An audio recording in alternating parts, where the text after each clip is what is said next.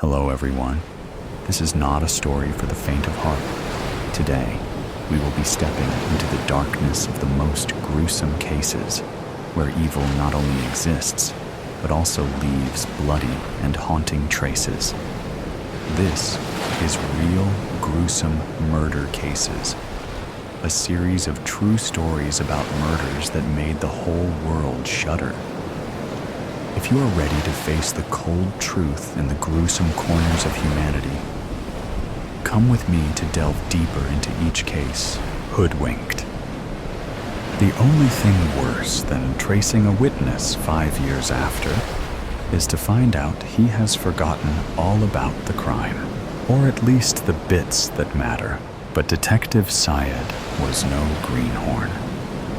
He smiled at the 19-year-old who was sitting across the table devouring his second plate of chicken kafriel. So, is the chicken tangy enough? Yes, Detective. Thank you for buying me lunch. Daniel D'Souza grinned, his cheeks still plump with the spicy treat tucked in. Not at all.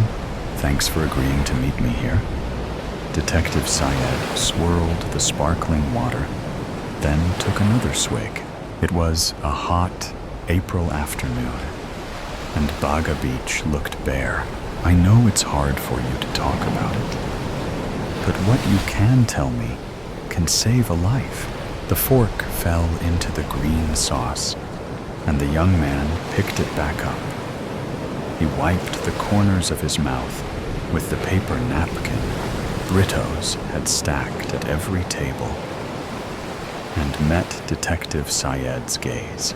Sir, I was just 14 at the time, and was visiting my uncle, and helped him in his gallery that sold souvenirs and other knickknacks. Detective Syed completed the statement, and cataloged the antiques. It was off-season, and he had very few customers walking in. So, you used to stay till the shop closed in the evening? Yes. And what time would it close? All shops in Panaji close around 8 p.m. I thought you knew it, the youngster snorted. So, you closed at 8 p.m. every evening? Yes. No exceptions? Not any that I can recall? Well, on the 30th of April, 2016, it was open at least till 9:30 p.m. Afterwards, the CCTV blanked out. Oh, it was the last day of the month. Maybe it was open for stock taking, staying open late at night after a whole day of no business? Detective Syed cocked his left eyebrow. Detective, can I leave now? I'm not feeling too well, and I can't recall much. Daniel tried to slide out of his bamboo chair. The detective's eyes held steady. Daniel, I have not even started asking anything yet. And you know I'm going to get to it one way or the other. So, why don't you help me out here? I can be of no help to you, Detective. I shouldn't even have come here. It was a mistake.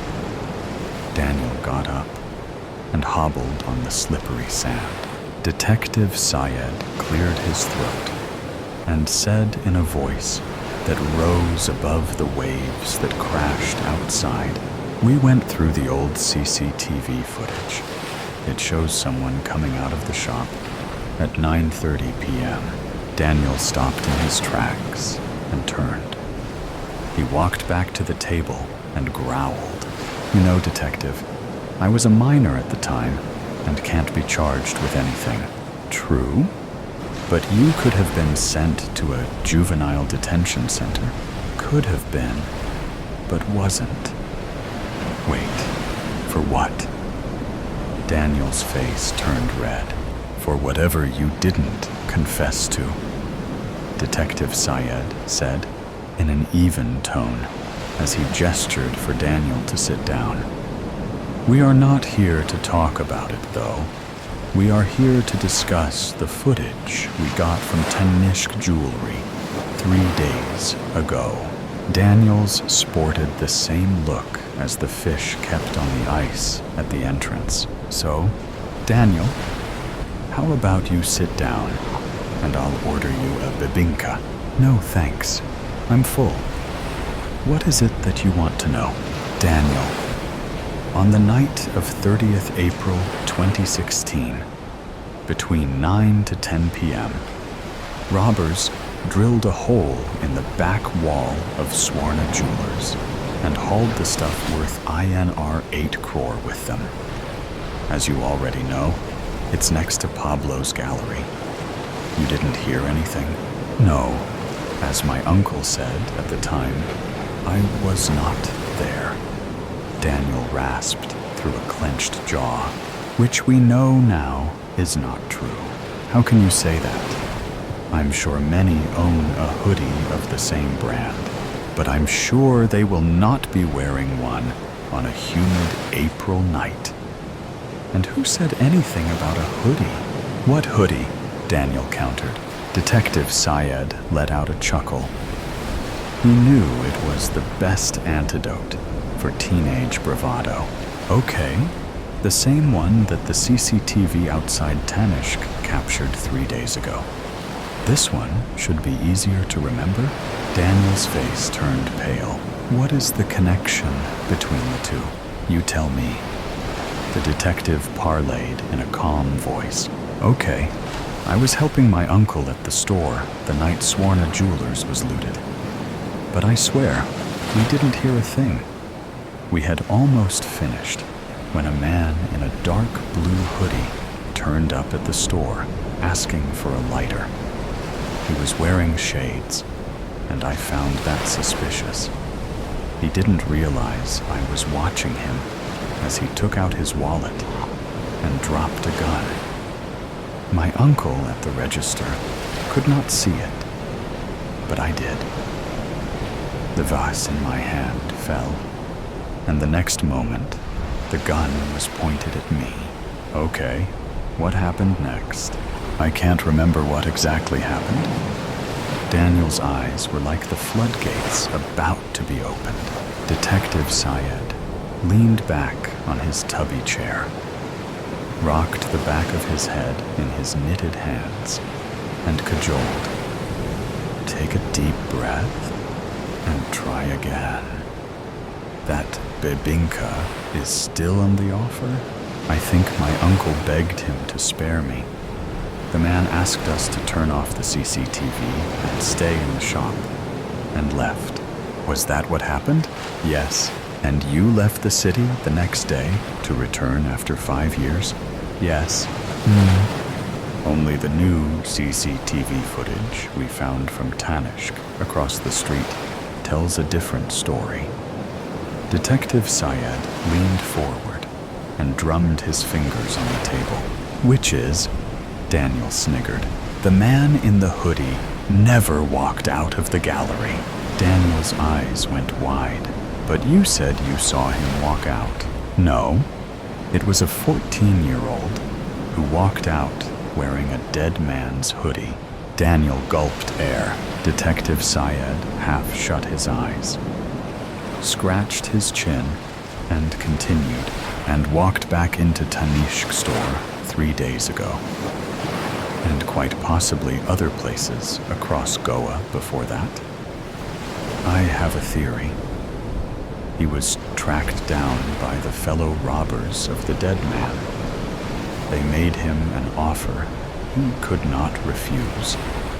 Be a part of their gang, or go to juvie for murder. Daniel's face went blank. He whispered in a trembling voice, nice theory. I came back as I got admission into a college in the city, which is a nice cover-up. Daniel, you don't have to tell me what happened at the gallery that night. And I think I know the reason why you wore the same hoodie. Which is, supposing your theory is correct, you wanted to be rescued. Is that a possibility? Daniel's eyes begged, still too scared to be hopeful. Yes, if you can help nab the gang and finish eating bibinka escaping neutrality. Good morning, Derek. Morning, Doc. How are you feeling today? Any more thoughts of harming? I had to interrupt her. Dr. Fuller was one of the better shrinks I'd had to deal with, but she was a real job's worth about following the script. It would be the same old introductory questions.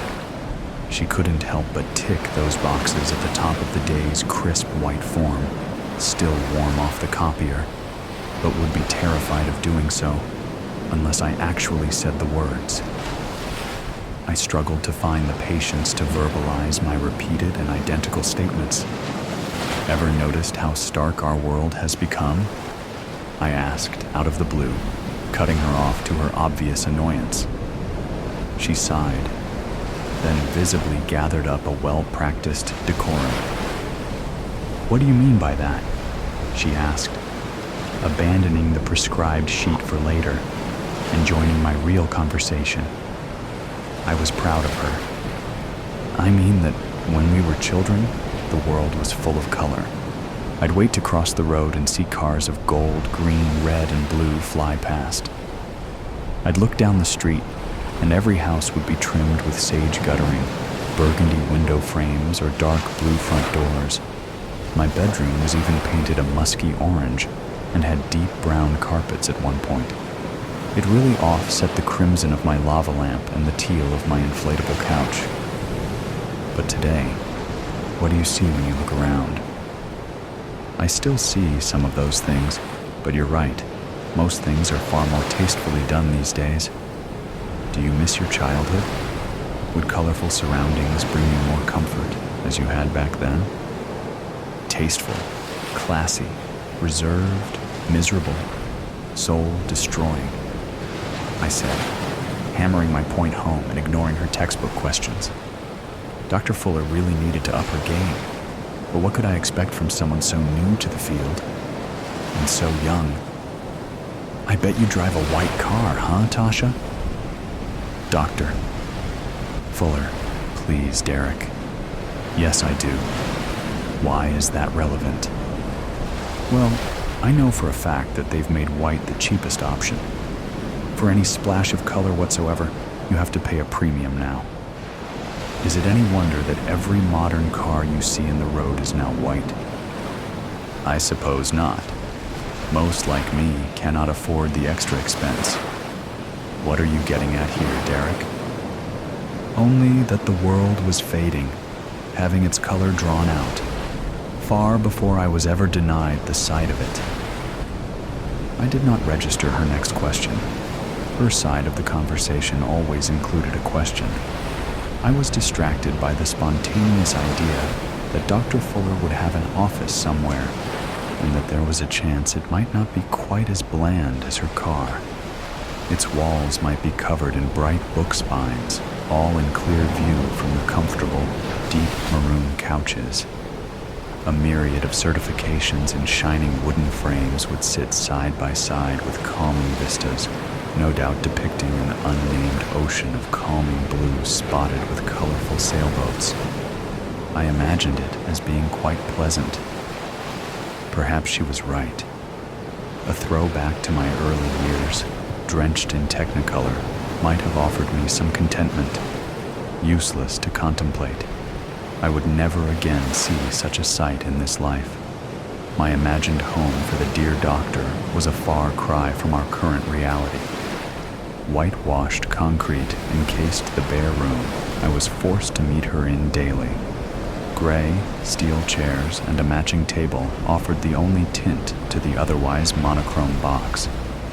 Tasha's wardrobe of endless white blouses and gray skirts might have been a choice, but I expected it was simply a subconscious effort to conform to the washed-out world that we both inhabited.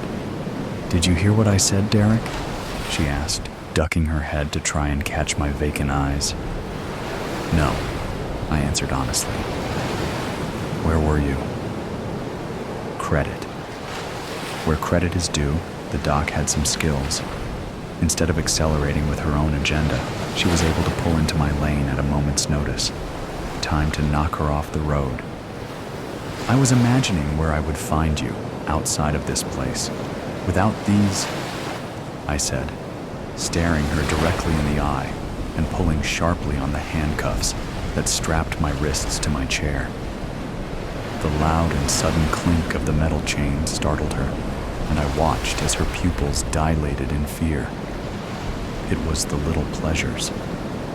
Telling the truth, but in a way that elicited the reaction I desired. It was all the entertainment I could find anymore. I thought she was done after that.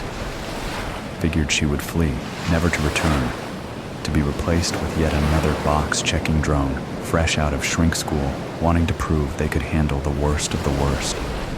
Instead, she surprised me. You will never again be without those, Derek, nor will you ever see the outside world freely. My job here is only to determine which walls will hold you. Do you understand that? Tasha said, setting her jaw and returning my stare. Always another question with Doc Fuller. I understand completely. I am not a simpleton. I snapped. Her resilience annoyed me. I agree.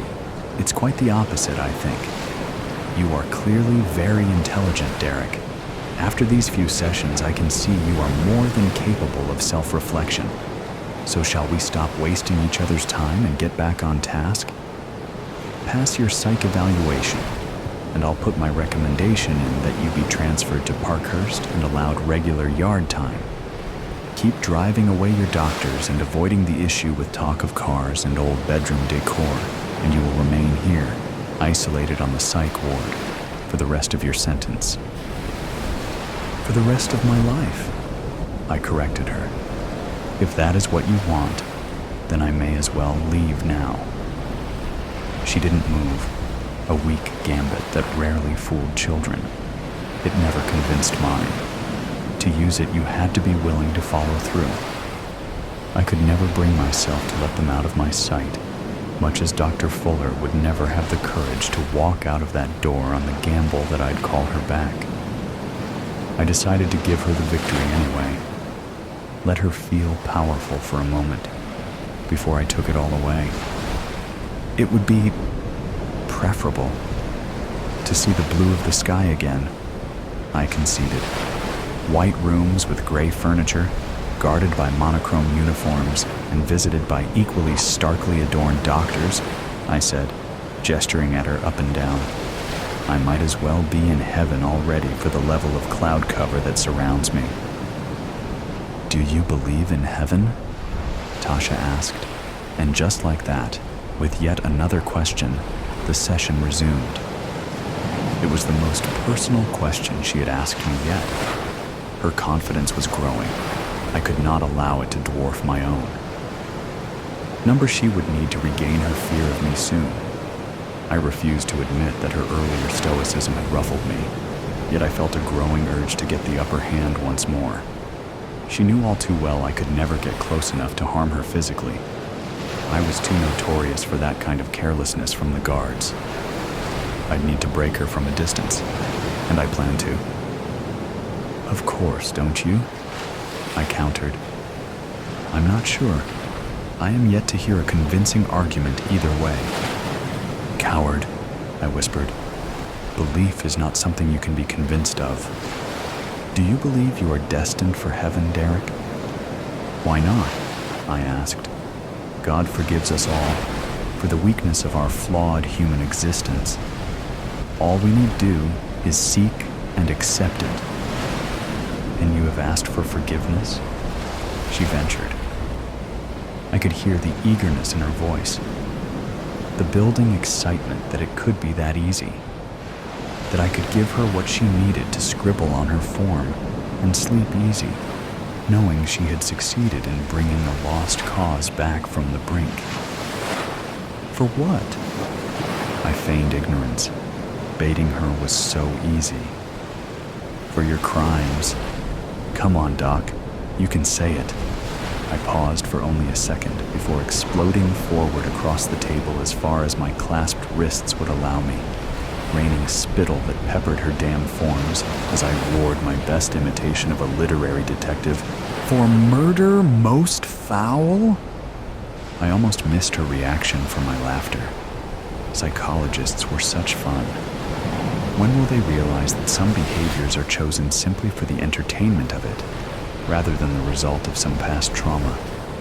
As it was, my eyes cleared from joy-induced tears just in time to see her recovering herself and returning to a normal position after trying in panic to escape her pale, metal seat.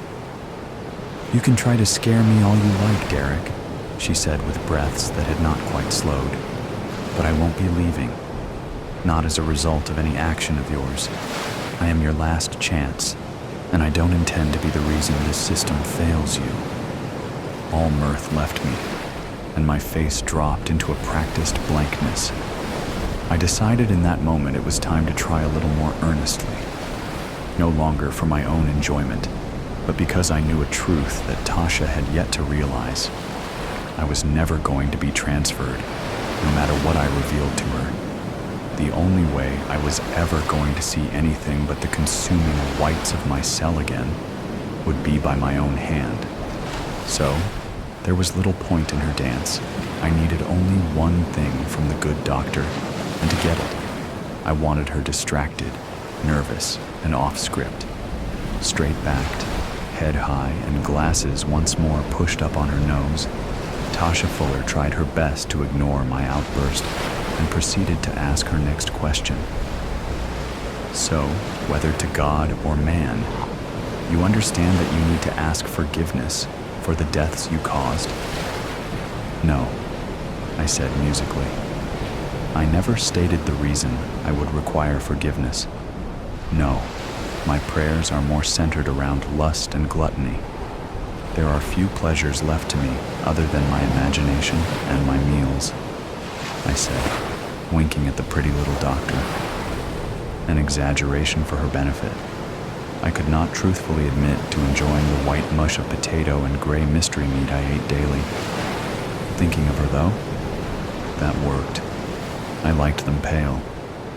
"Derek, you are incarcerated here for the murder of your wife and 2 daughters.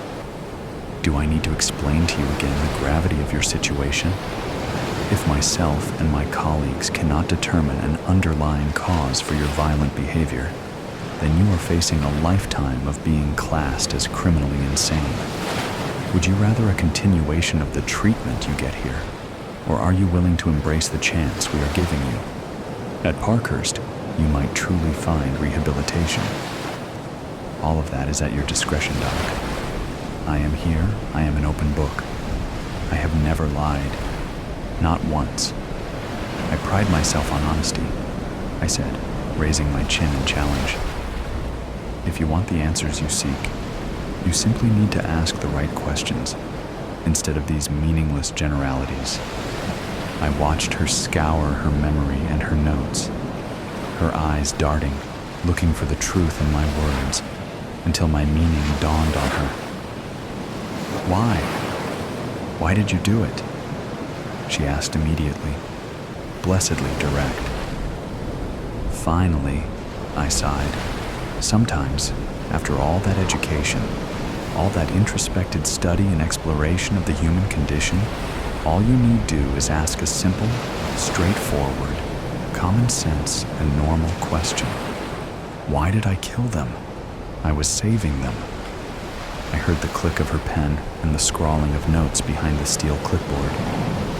Now I had her, beyond her strict training, out of her depth. "Saving them from what?" she asked, the interest bright in her eyes. "They were under the power of demons. Their lives were already forfeit. I released their souls from their torture to be claimed by the sky, where they wait for me to join them. I would be there already if I were a stronger man." I shook my head and dropped my gaze, genuinely lamenting at my failure. Her scribbling continued for a few moments longer, before stilling the room to silence. "You thought your family were possessed by demons?" Dr. Fuller attempted to confirm. "Are you stupid?" I yelled, snapping my head back up to meet her scrutiny. It was the only part of my body I was allowed autonomy over during the sessions. "I didn't say possessed. I said they were under the power of demons. Through their muted screens, the endless stories pumped into their gray matter turned them into walking avatars for another's narrative. Their minds warped, their perception altered, and they were no longer the girls I knew. They began spouting the same garbage that was looping into our home from the black and gray bordered rectangles of controlled light. The only color in their lives coming from what was gifted by monsters via LED, while they systematically stole it from any other pursuit. My family became puppets to an evil's will. I took their souls and put them out of reach. I surrendered them into the protection of a power that exists in true light and color above our poisoned planet. I could feel my chest heaving. The passion from my torrent of words pumped through my veins. I could not stop the tears from streaming down my cheeks, the sobs from racking my body. My grief over the actions I had been forced to take broke free. It was real. I should not have had to take such drastic action, but it had been the only way.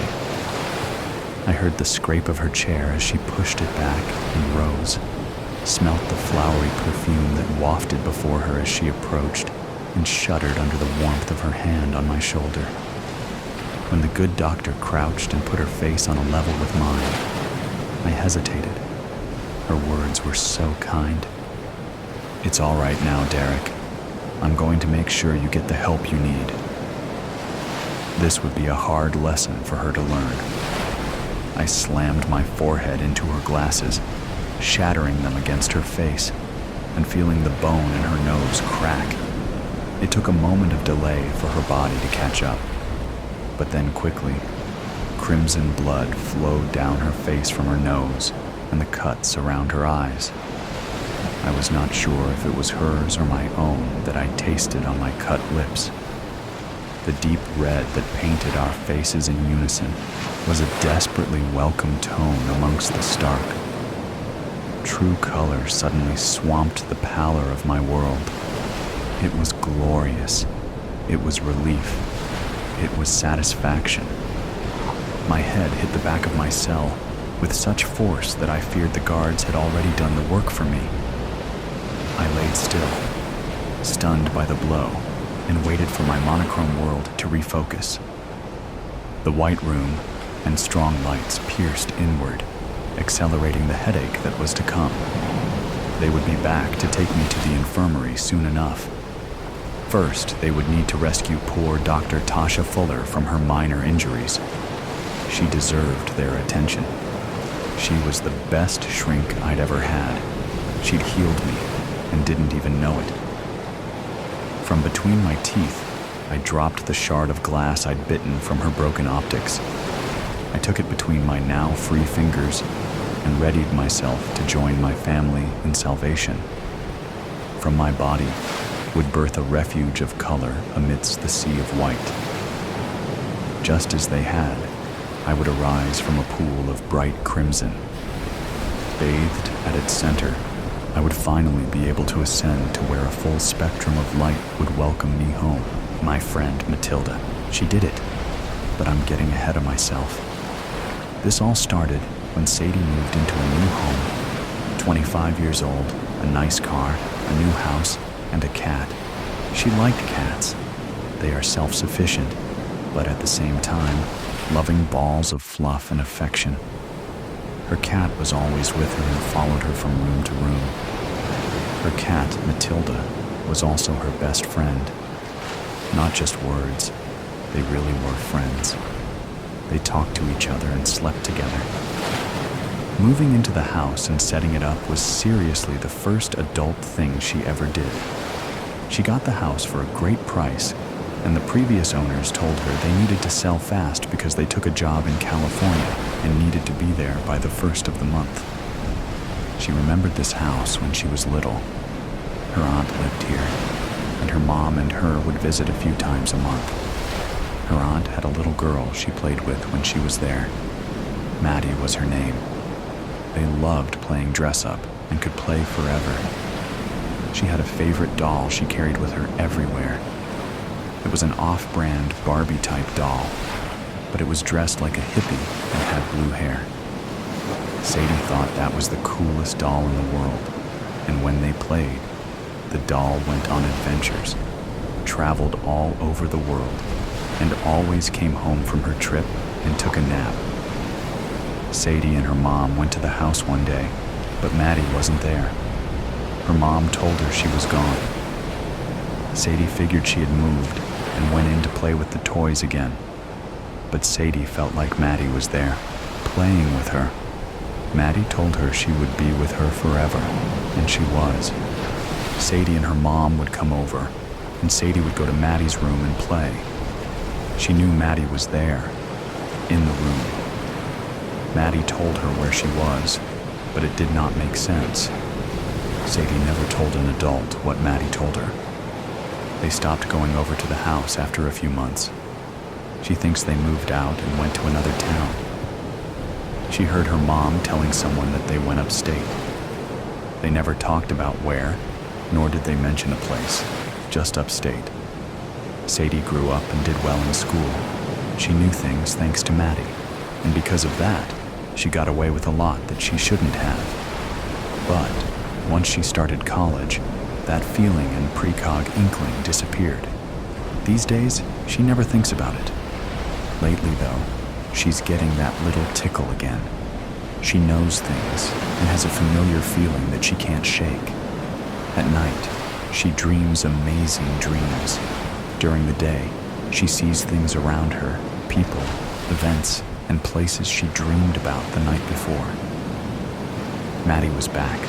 The little girl, Maddie, not someone her age. She thought about that, and it made sense to her. She knew her at the age of 6 and 7, and to Sadie, Maddie would always be 7 years old and carry the hippie doll with blue hair.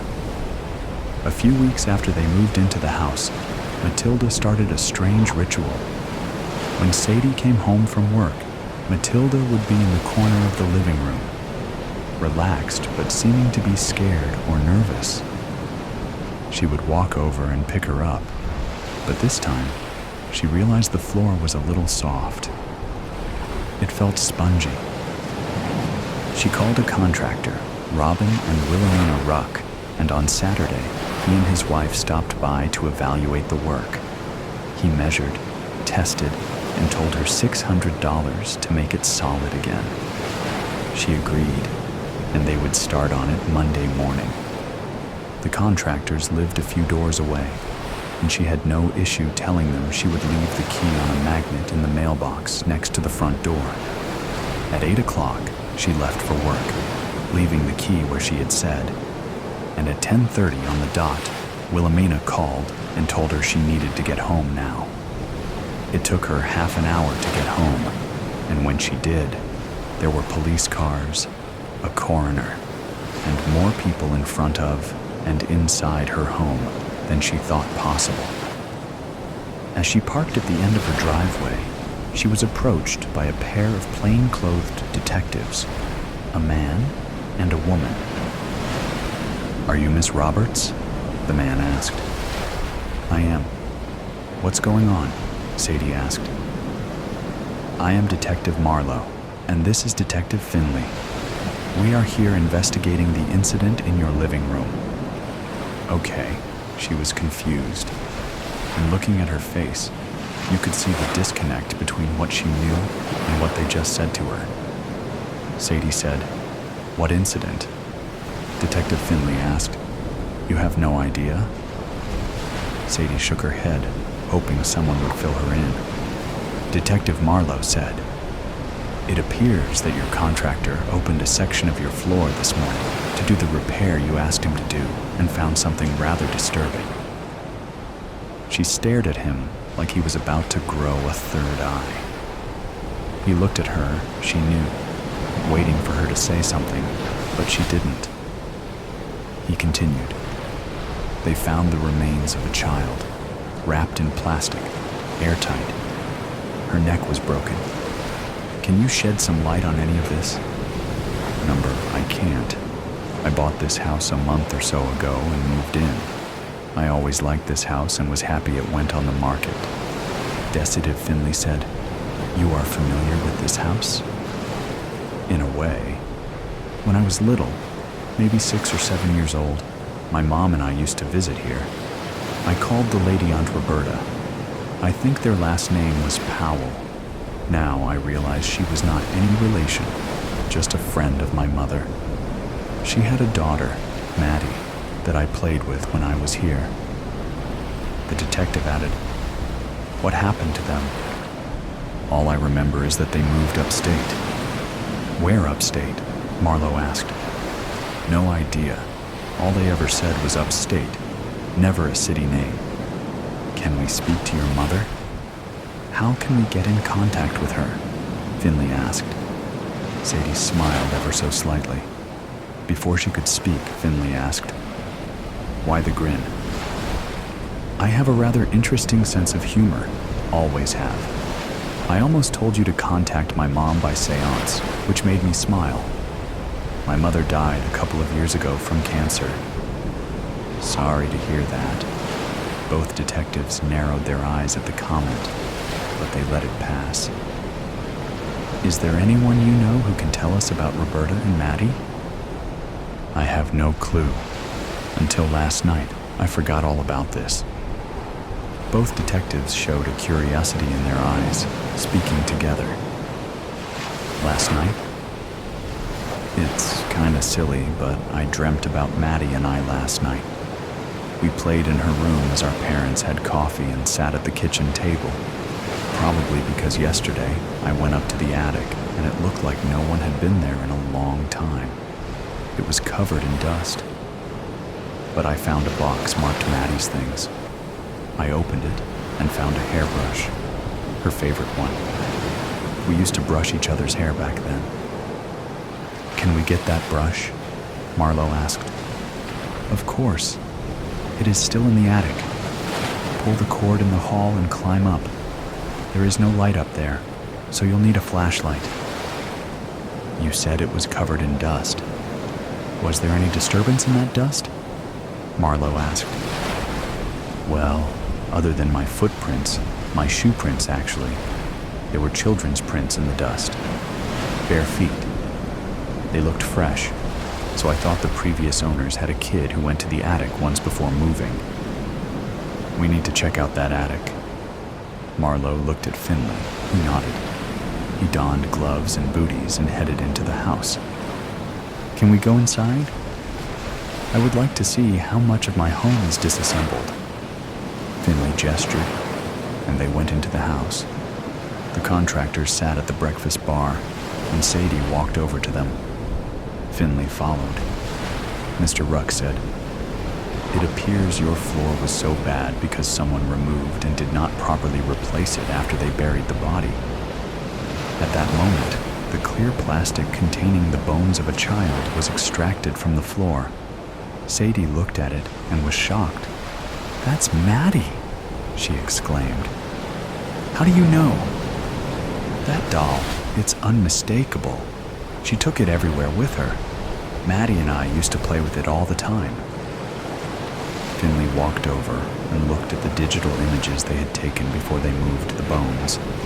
She looked and found the doll. In the image, the skeleton was lying on its back, the doll on its chest, and the hands of the victim holding the doll.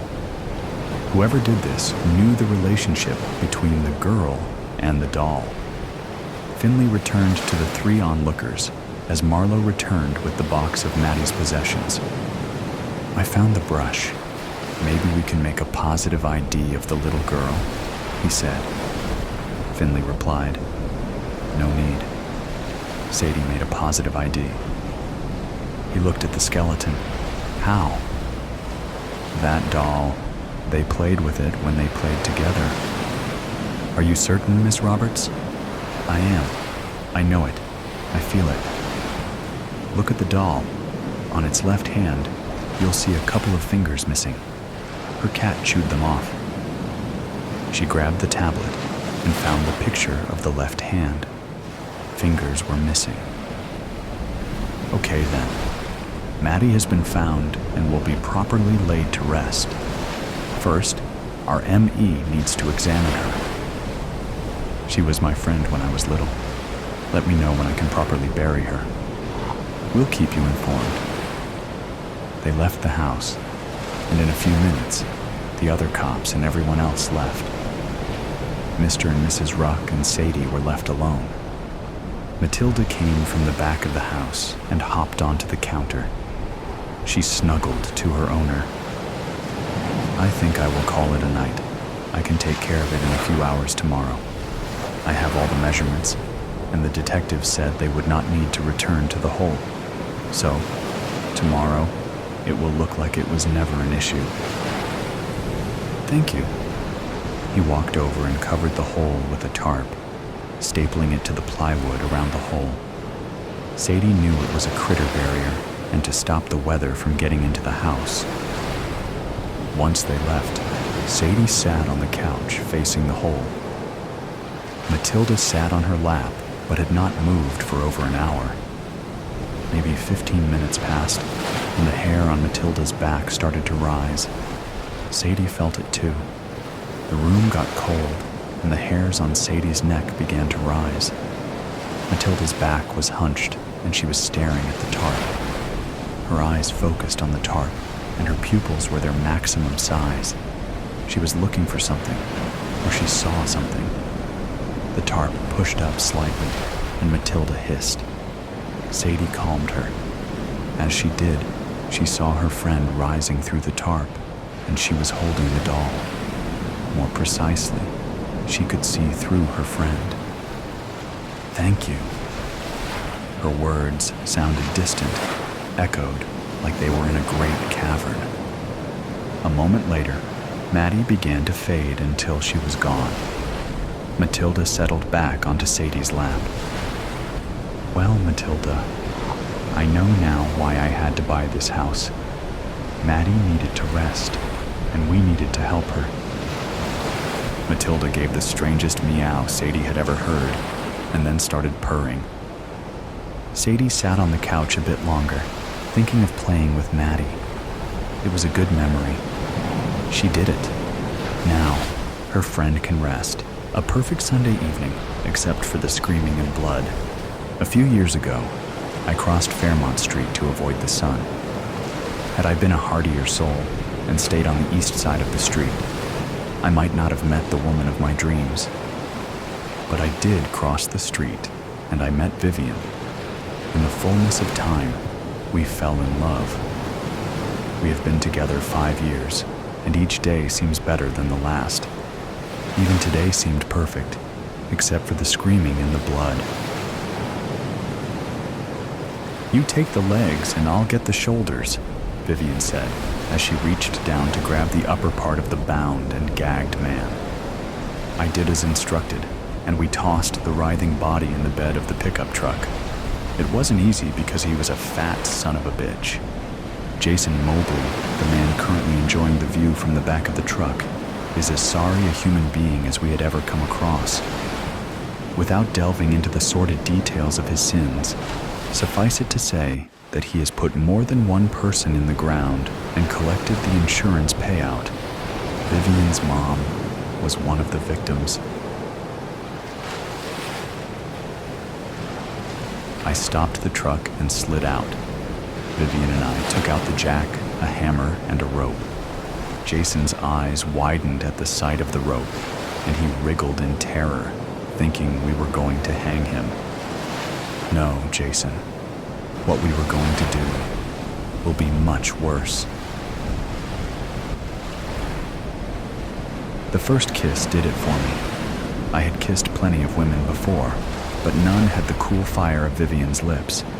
A subtle, searching hunger, a slight moan, a soft sigh. I was lost in Vivian from that point on. Moving Jason was much easier now because we could roll him. He kicked at Vivian, but she punched him in the mouth and the kicking ceased. You had to admire a woman who could solve a problem with a punch. I set the loop of the rope under the truck and placed the jack inside the loop. Vivian loosened the nuts on the flat tire. Now I could jack up the truck. The flat tire was tossed into the back of the truck, and the spare tire was left leaning against the bare wheel. The scenario was ready. Okay, Deeds, let's get this overstuffed bastard under the wheel. That's me, Deeds, short for Dee Dee, a name made for trailer park trash like me. Let's take the rag out of his mouth. Maybe he has some final words before we do him in. I may have come from a home that had wheels, but common courtesy should be observed. Vivian grimaced at the suggestion, but complied. I'll kill you. I'll fucking kill both you whores. Let me go. Vivian kicked him in the ribs. Apparently, Jason Mobley never heard of making one's last words memorable. I squatted down beside Jason. You're gonna have an accident while changing a flat tire. The jack is gonna slip and you'll be pinned under the truck. The weight will crush you, but you won't die right away. Jason tried to wriggle away, so Vivian kicked him in the crotch. Another effective maneuver by the love of my life. It'll be slow and painful, Jason. I'm a nurse, so I know how these things go. Your chest will be crushed from the initial blow, and then from the pressure. You'll start spitting blood, but it won't do you any good because you'll drown in it. The blood, I mean. You gotta let me go. I have money. Lots of money. I'll give it all to you girls. We don't want your money, Vivian spat out. What do you want? I'll do anything. Vivian stared at Jason. I just want to see you suffer, then die, like my mom. He started screaming as we pulled the rope taut. The screams could probably be heard a mile away in this still air, but no one was around to hear them. Vivian and I jerked the rope, and the jack slipped, crashing down on Jason. The screaming stopped, replaced by a grunt, and followed by the gurgle of blood in his throat. Well, he finally shut up, Vivian said. She chewed on a piece of beef jerky, but spat the juice out. I never understood that, but she sure looked cute while spitting. That's true love when you think these sorts of things. That's because he can't scream anymore. His lungs are full of blood, and he's choking to death. Slowly, I hope. Oh yeah, he's having a terrible time of it, I said, glancing at the man being crushed to death. He looked pitiful and small, despite his bulk. Say, do you remember when we first met? I turned to Vivian. She had just spat out a wad of beef jerky and put it in a bag. It wouldn't do to leave DNA evidence behind. Smart woman. Of course. You were just standing in the middle of the sidewalk staring at me. It was a little creepy, but also nice. Like someone found me attractive. Well, you were that, are that, will always be that, I think. Vivian cuddled up next to me, and we watched Jason slowly slip away. It was terribly romantic, watching someone die while embracing your lover. The police department of Vanderpool, Texas doesn't exist, so the county sheriff and his lone deputy took charge. After an exhaustive investigation that lasted almost 10 minutes, they concluded Jason Mobley suffered a fatal accident. He was a dumb shit anyway, the sheriff said. If brains was leather, he wouldn't have enough to saddle a pissant. And with that trenchant observation, he and the rest of the world walked away from Jason Mobley. 2 nights later, we were in bed, tired and at peace after some serious canoodling. The scent of jasmine wafted in with the cool breeze, the curtains fluttering in the indecisive light of a waning crescent moon. People say that you don't feel better after avenging a death with a death. That's bullshit, Deeds. I feel great about it. Vivian lit a cigarette and passed it to me. I took a long drag and handed it back, letting my hand linger on hers. I don't know that I feel great about it, but I sure don't feel bad about it. I wonder if you feel different about me now. I turned to Vivian and stroked her cheek. Surprisingly, it had tears. Vivian wasn't one of those girls that cried much. The night had gone seriously quiet. Even the curtains stopped making any noise. It was as if they wanted to listen in. I think we should move in together. Vivian smiled and wiped away her tears before kissing me. Like the first kiss between us, it swallowed me whole without consuming me. If we do that, all the people around here will call us lesbians. Viv, we are. She thought about it for a moment before tamping out the cigarette. Okay, your trailer house or mine? You would think this was the end of the story, all wrapped up with a happy ending, right? My friends, this is just the beginning. Another perfect evening was slowly ambling its way towards us. Vivian, very fetching in her cutoffs and tank top, sat on a rock and chewed on beef jerky. I was a little jealous that she could look so good after 10 years of living together. I was never what you'd call pretty, and the years spent toiling as a nurse were taking a toll on me. Not to put too fine a point on it, I was looking a little like 10 miles of bad road. I was also feeling my age, which was uncomfortably close to 40. I thought of my future a lot these days. More specifically, I pondered my life as an old lady. Vivian would tell you that I do this too often, and perhaps she's right. Her sunny disposition gives me sunburn because it never lets up. The problem is that she's too pretty. I see others looking at her, and I know what those looks mean. A cold dread squeezes me. A terrible thought gets in my head and stays there. As sure as sugar is sweet, Vivian will leave me one day. Which is why I have to kill her. That's what I tell myself anyway. It isn't easy corralling a rattlesnake. First, you have to find them. Then you have to coax them into a bag without getting bitten. Then you have to feed them and keep them hidden so your victim is caught unawares. I am going to considerable lengths to kill Vivian and make it look like an accident. I hope she appreciates it. Sunday afternoons are hot in August around here, but it starts to cool off around 7 o'clock.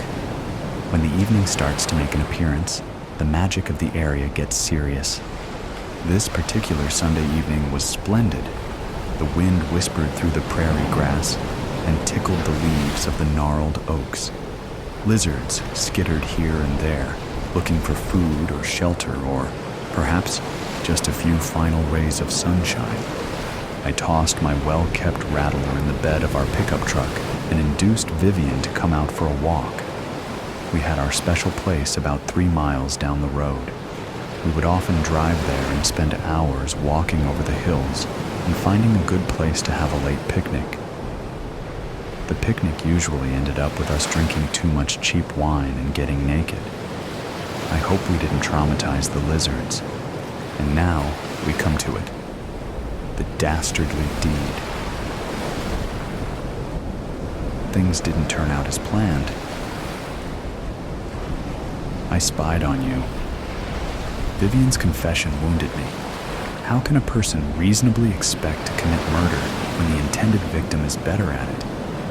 She had me wrapped up in cellophane, Glad Wrap, BTW, before I knew what was happening. It was a little embarrassing to be put in such a position, but even worse was the betrayal. I should have known, though. She stopped kissing me like she used to kiss me. I never thought it would come to this, Viv. But you kept on getting prettier, and I just got older. Vivian took the bag with the snake from the back of the truck and laid it down by my feet. She knelt next to me and stroked my hair. I could see the tears streaming down her face, and her chest spasmed as she tried not to sob. I still love you, you idiot, but I can't let you kill me. I could argue the point, but I didn't. No use. She held the upper ground. and she had the snake. I eyed the bag distastefully. Vivian saw me and understood. Probably not a very pleasant way to go, but it's what you had planned for me. True enough, my journey in life is over. I know that because I know Vivian. She'll carry through with the deed, and I'll be just another rattlesnake victim in South Central Texas. The only consolation I have is that she's too smart to get caught. I deserve to die, but she doesn't. It'll probably hurt Deeds. It has to be the ankle so it looks like an accident, and it'll take a while to stop your heart. I'm sorry, sweetie. It hurt like hell. This is my last bit of writing because my hands are starting to tremble. Like Jason Mobley, I don't have any high-minded final words. I just wish the bitch hadn't outfoxed me. Vivian's narrative. Deeds forgave me for what I had to do. I know this because we kissed one last time, right before the snake bite. It was the same as the first time she kissed me. I can't describe things as well as her, but when she kisses me like she means it, the feeling of her love lingers long after the lips separate. I'm gonna miss her like hell, sipping tea with a pretty monster. Mothers keep secrets from their families for good reasons. Jody's mom, for example, sleeps around. Amanda's mom snorts a little coke. The worst thing I can say about my mom is that she smokes. But all that changed today when I came home from college earlier than planned. Home. The place where Mom ruled. The woman who gave me unending advice on how to keep things looking good down there. The woman who overshared intimate details of her personal life with me. It was nearly midnight when I unlocked the door, hoping Mom was in bed so I could do the same. Unfortunately, she was up. In the living room, nude, save for a pair of hooker heels, strangling someone with pantyhose. College, for all its good points, did not prepare me for this. There was no curricular path to take that dealt with mothers in the act of killing someone while wearing no clothes, so I just stood there and watched the victim struggle before going limp. Hello, dear. You're home early. Mom smiled the smile that garnered her an obscene amount of money on the public speaking circuit. If she was nonplussed, I missed it. What the fuck, Mom? My university vocabulary deserted me at the moment. I'll get dressed and make us a nice cup of tea, dear. And don't be vulgar. I didn't want tea, but I got it anyway. Black tea. Strong enough to float a horseshoe on. Sweet enough to send me into diabetic shock. Mom thought tea was a cure for all ills, especially when delivering bad news. When she and Dad decided to get divorced, the news came with tea. I had no idea how to start this conversation. What I did was glare at her until she spoke. It had to be done. Mom reported this as if murder were a necessary evil, like dealing with periods, shopping with your mom, or figuring out the right bra to buy for the senior prom. Who was he? This wasn't what I really wanted to know, but I was afraid to ask her what the dead woman's sins were. She. Mom sipped her tea and nibbled on a Girl Scout cookie. Trefoils. It took me a moment to digest this little nugget of information. Since the person had a bag over their head and was fully dressed, I think I can be excused for not knowing the gender of the dead person. Okay, Mom, let me get this straight. You were nude and you strangled a woman to death. Well, I had to get her here first, so I honey trapped her. What's that? A honey trap?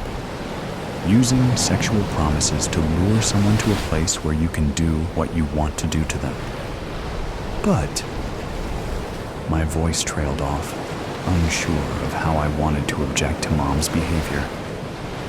Mom stood up. While you're busy trying to construct a complete sentence, I'll just nip out and load the body in the car. I have a date with a band saw that simply won't wait. I drank the tea. It helped. I fell asleep waiting for Mom to return from her errands. I refused to think about the incident since it involved some sort of saw, so I popped one of her sleeping pills and crashed. It was afternoon when I woke up. The events of the night seemed like a horrible dream, but I had evidence that it happened. Mom's slut heels were still in the living room, reposing innocently under the coffee table. Good afternoon, sunshine. Tea? I could write a treatise on how I didn't want tea, but I would get it anyway. Tell me. I hoped the first 2 words I uttered today would be sufficient for the day. They weren't. Sweetie, do you remember Uncle Zach? Barely. I sipped the tea. Mom's tea should be weaponized by the Pentagon. Well, he was fond of you and your female cousins. Too fond, if you get my meaning.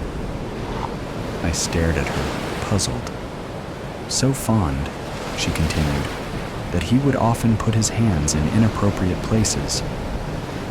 Okay, I don't remember that. He used to give me a box of chocolates and a stuffed animal when he visited. And that's as far as he would get with you, dear. So, I did what any right-thinking mother would do in this situation. I killed him. I asked for another cup of tea with extra sugar. How? God, I had so many other questions about the matter, but my brain wouldn't allow them to get to my mouth. Stupid, stupid brain, she explained. Sliced the carotid, dumped him into the bayou. Watched the alligators spin him to the bottom. I don't know if he died from my wound or from drowning by alligator. Did you know? Mom paused to take a sip of tea. That alligators bury their food and let it rot for a bit before eating it? No, Mom, I didn't know that, I said matter-of-factly. Mom sighed. Anyway, that started me thinking, what am I doing with my life? Sure, I'm making tons of money and I have a beautiful daughter, but is that enough? Don't I owe it to the world to get rid of as many bad people as possible? The mother-daughter relationship throughout history is fraught with differing opinions, tastes, and morals. I expected to argue with my mom over things, but this wasn't a discussion I ever expected to have. By killing people? Bad people, Mom said, correcting me, raising her right forefinger in the air. We have laws, Mom. The problem being, sweetie, that the law enforcement authorities always act after the fact. They come to the rescue after the person is dead, raped, or otherwise victimized. And then, well, what? How successful are they? She had a point. Which brings me to this. I leaned forward and stared at my mom. You seduced a woman? Mom smiled a smile that would make Dracula have second thoughts. Yes, I'm very good at seduction. Mom, I'm pretty. I still have my figure and a certain coquettish mannerism that others are drawn to. Fuck, don't be vulgar, dear. We sat in silence for a few minutes. It was an uncomfortable silence on my part, but Mom seemed to enjoy it. She flipped through a fashion catalog, clucking her tongue at some of the modern attire. But that's Mom. Old-fashioned about fashion, but quite liberal when it comes to liberating the living from breathing. You have something to tell me? I sat up, stunned. Given the recent events, the news I had for her had been forgotten. The momentous revelation now seemed picayune. I did, but I think your actions have eclipsed my news. Mom grinned. I see that the expensive education is paying off. How many people have you killed, Mom? I was loath to share my information right now. Didn't seem like the right time, what with my mom's confessions. And I know what you're thinking. How many people has she sent to the grave? I don't think I want to know because the number, I'm sure, is big. And I'll tell you why I think this. My mom is crazy. 2 things were revealed in the next 10 minutes. 1, Mom had, thus far, killed 37 people. I say thus far because she's not a woman to give up on her dreams. 2, she already knew I was gay. How did you know? As good as it felt to not be censured by a parent for one's sexual proclivities, it was still a bombshell. You wore a lot of plaid in high school. My mom took my hand across the table. Dear, no woman looks good in plaid. That's it? Heavens no. You listened to a lot of Bikini Kill and L7. So what? And you slept with Jody in your room many, many nights. Yeah, okay. Girls do that. Nude? She got me there. I spent the rest of the day avoiding Mom. By that, I mean that I went out, had a few drinks, and I may or may not have kissed a couple of women. It's kind of a blur, which is what I was hoping for. When I got up the next day, Mom was gone. In typical style, she left me a note that said everything and explained nothing. Be back next week, sweetie. I hope you still adore your mother, despite what you perceive as her faults. As for me, I'm proud my daughter has the courage to accept who she is.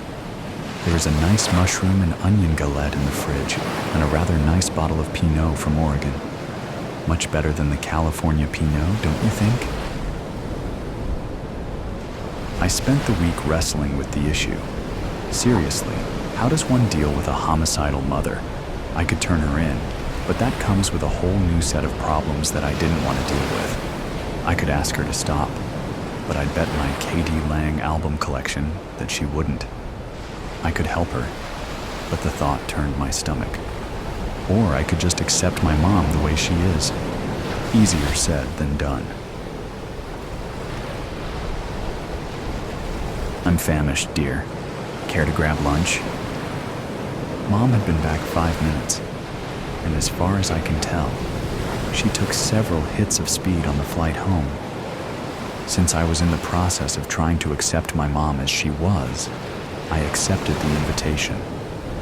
Maybe being around her more would ease my unease, settle my unsettled mind. The local pastry shop was her choice, oddly enough. I say oddly enough because she always complained about the line servers. They have the best tea, sweetie, and a kouign-amann that simply sends one's tongue to nirvana. I'll order 2 for us, along with a pot of tea. What I wanted was a Coke and a Danish. Sure thing, Mom. The line wasn't long, so we zipped through, laden with our treasures. Mom picked a spot against the wall, just in case a miscreant came in and started a brouhaha. Mom had a strategy for everything, and a gun. You just want to shoot somebody, don't you? Sarcasm isn't my usual mode of interacting with my mom. Desperate pleading was my game. Not until I finished my tea and pastry. Mom graced me with another crocodile smile. Nice. Very cultured. The girls behind the counter are extra surly today, dear. They're always a little ungracious, though. Is that why you told them to smile more and to ponder their assuredly bleak futures less? Obviously, Mom said, after swallowing her pastry and taking a sip of tea. She would never speak with food in her mouth. Hell, she wouldn't even nod with food in her mouth. My mom was a motivational speaker who had written 2 bestsellers, A Heaping Helping of Self-Help and A Second Helping of Self-Help. I never understood why people shelled out big bucks for her books and even more money to attend one of her speaking events. Her advice was pablum. her sayings trite. Because of this, though, she felt it was her right, no, her obligation, to offer advice to all and sundry. Poisoning would be too good for them. Don't be flip, dear. Or electrocution. We could call it the juice of justice. Okay, Mom was going to play the game, outdo me with sarcasm. I gave it up. Why did you kill the woman in the living room? I had avoided this question. A cold hand squeezed my heart. A dark dread that the answer would confirm my mom as an irredeemable monster enveloped me. She profited from charities raising money for sick kids. Quite clever, actually. She ran the funds through several shell corporations, but in the end, the money ended up in an account in Barbados. And I persuaded her to transfer the ill-gotten gains to the proper charities. Persuaded? You would be amazed at what one can do with a lit cigarette and a serrated knife. God, Mom. More tea, dear? The myriad philosophers that I had read didn't help. The addition by subtraction philosophy that Mom purported as rationalization for her murderous ways didn't help. All I could think of was that the hands that soothed me as a youngster now wielded knives and cigarettes. I finally concluded that Mom's ways were another expression of love, a new and, to her, improved way to do what she could for her fellow humans before the long sleep. As for me, I'll take a more traditional approach and avoid murdering people, and I told my mom this. Never say never, dear. Mom's advice on things came with platitudes. I'll never stop loving you, Mom. She smiled, nodding her head at my cleverness. You mean you'll always love me? Shut up, Mom. Okay, dear, but come, give your mother a hug.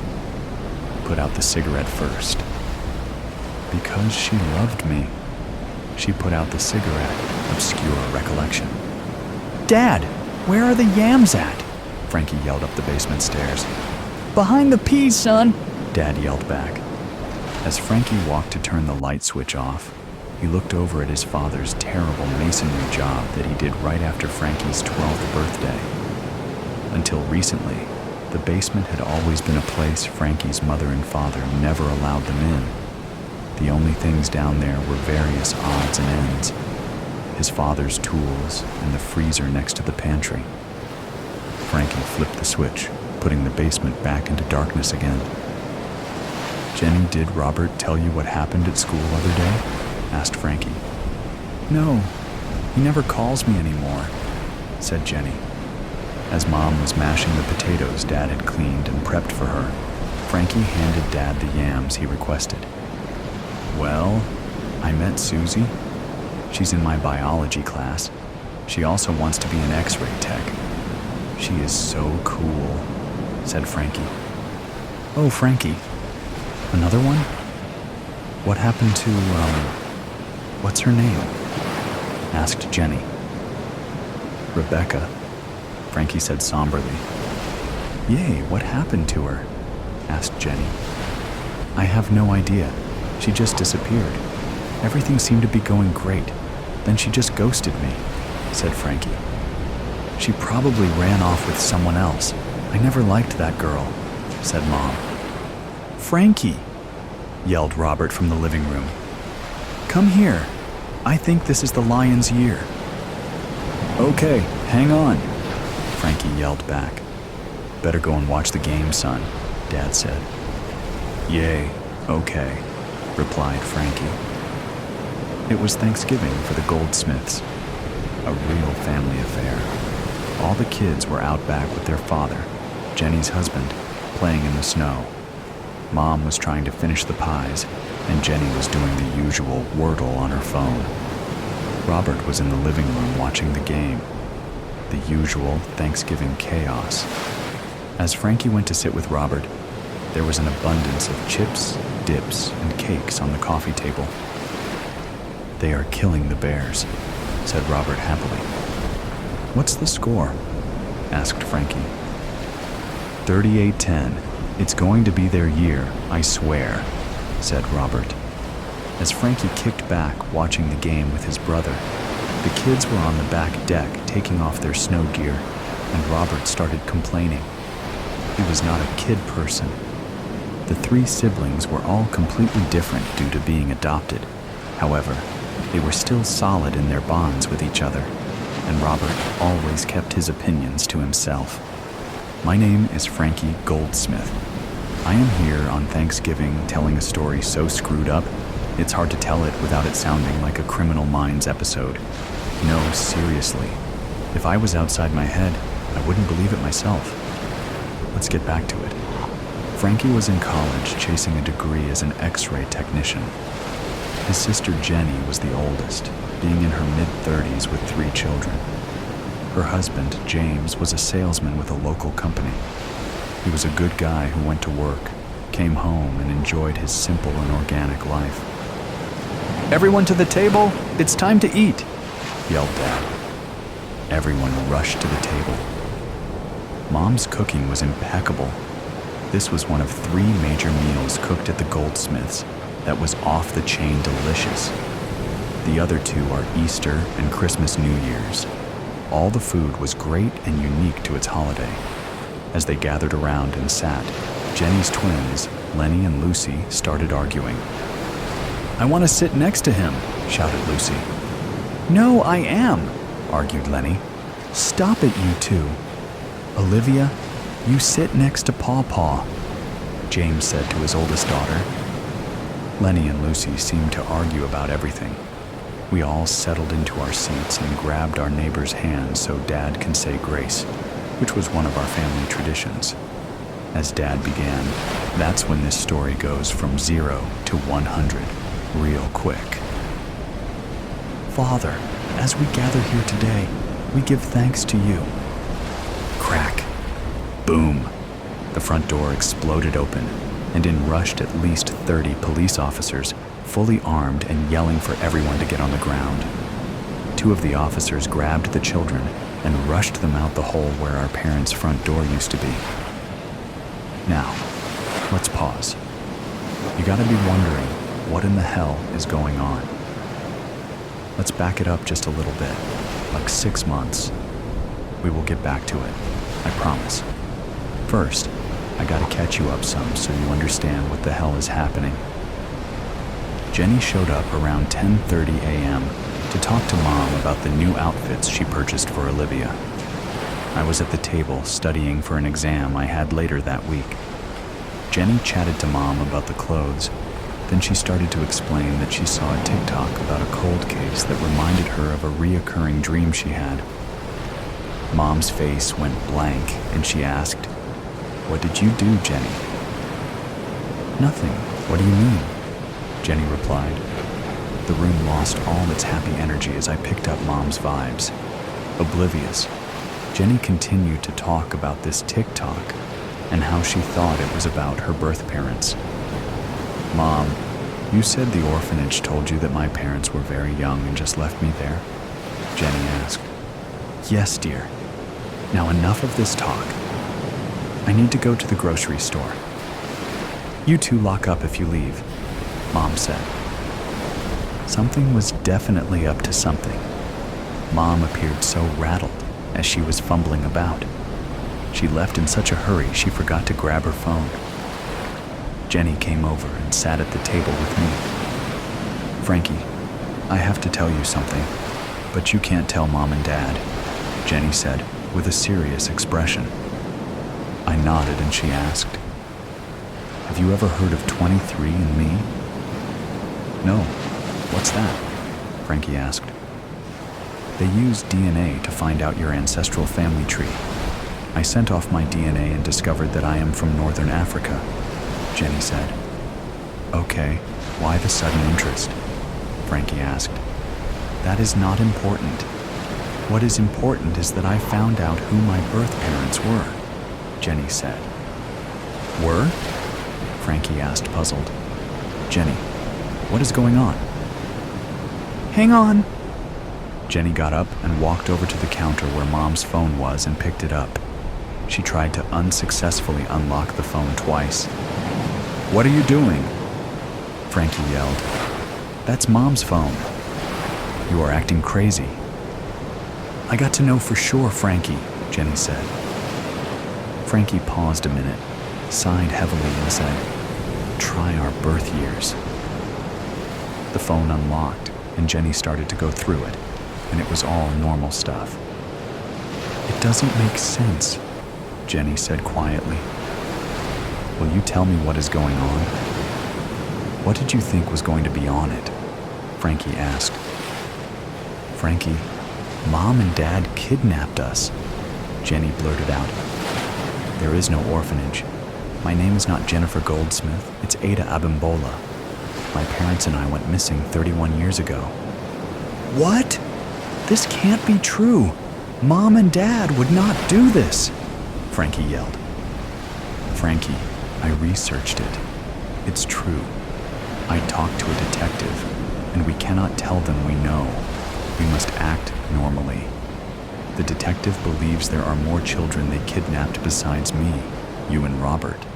The police know and discovered who you are too," Jenny said. Frankie knew it was true. As hard as it was to believe, he could feel it. What now?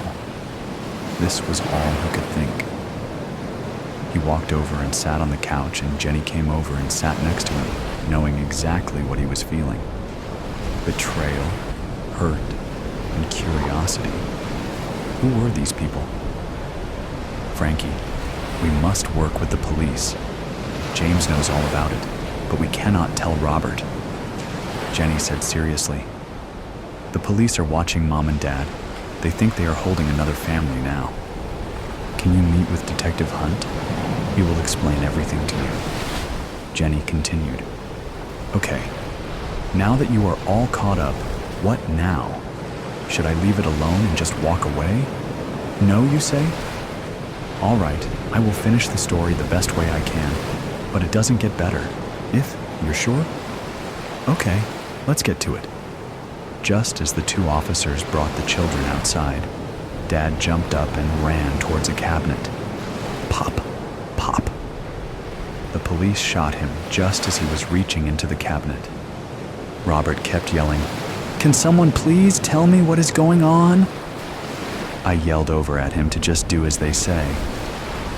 Mom got onto the floor, and it was obvious by her face that she knew exactly what was going on. The gig was up. As I was lying on the floor, I looked over at Dad, and he was not moving, just bleeding out. I did not feel any remorse. The officers handcuffed Mother and led her out the door. They let the rest of us get up. Jenny, James, and I took Robert over to the couch and told him what was going on. He just sat staring blankly, not saying anything.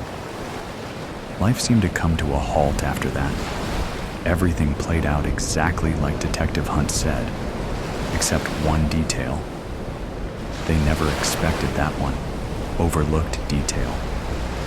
The police took Dad, or Thomas Dunning's phone, and found evidence of everything. Information and photos of all the children they abducted, the ones they sold, the parents they killed. In the basement, they found the remains of over 40 bodies behind the block wall, as well as a torture chamber. They also discovered multiple storage units spread across 7 states. There was one thing that Detective Hunt could not figure out until this day, right now. As I tell this story, there is one more loose end. What changed 18 years ago? Why did they change their MO? Detective Hunt cross-referenced everything. Who was helping them abduct these children? That is when I figured it out. Well, it was something I just felt. Do you want to know? Okay, I'll tell you.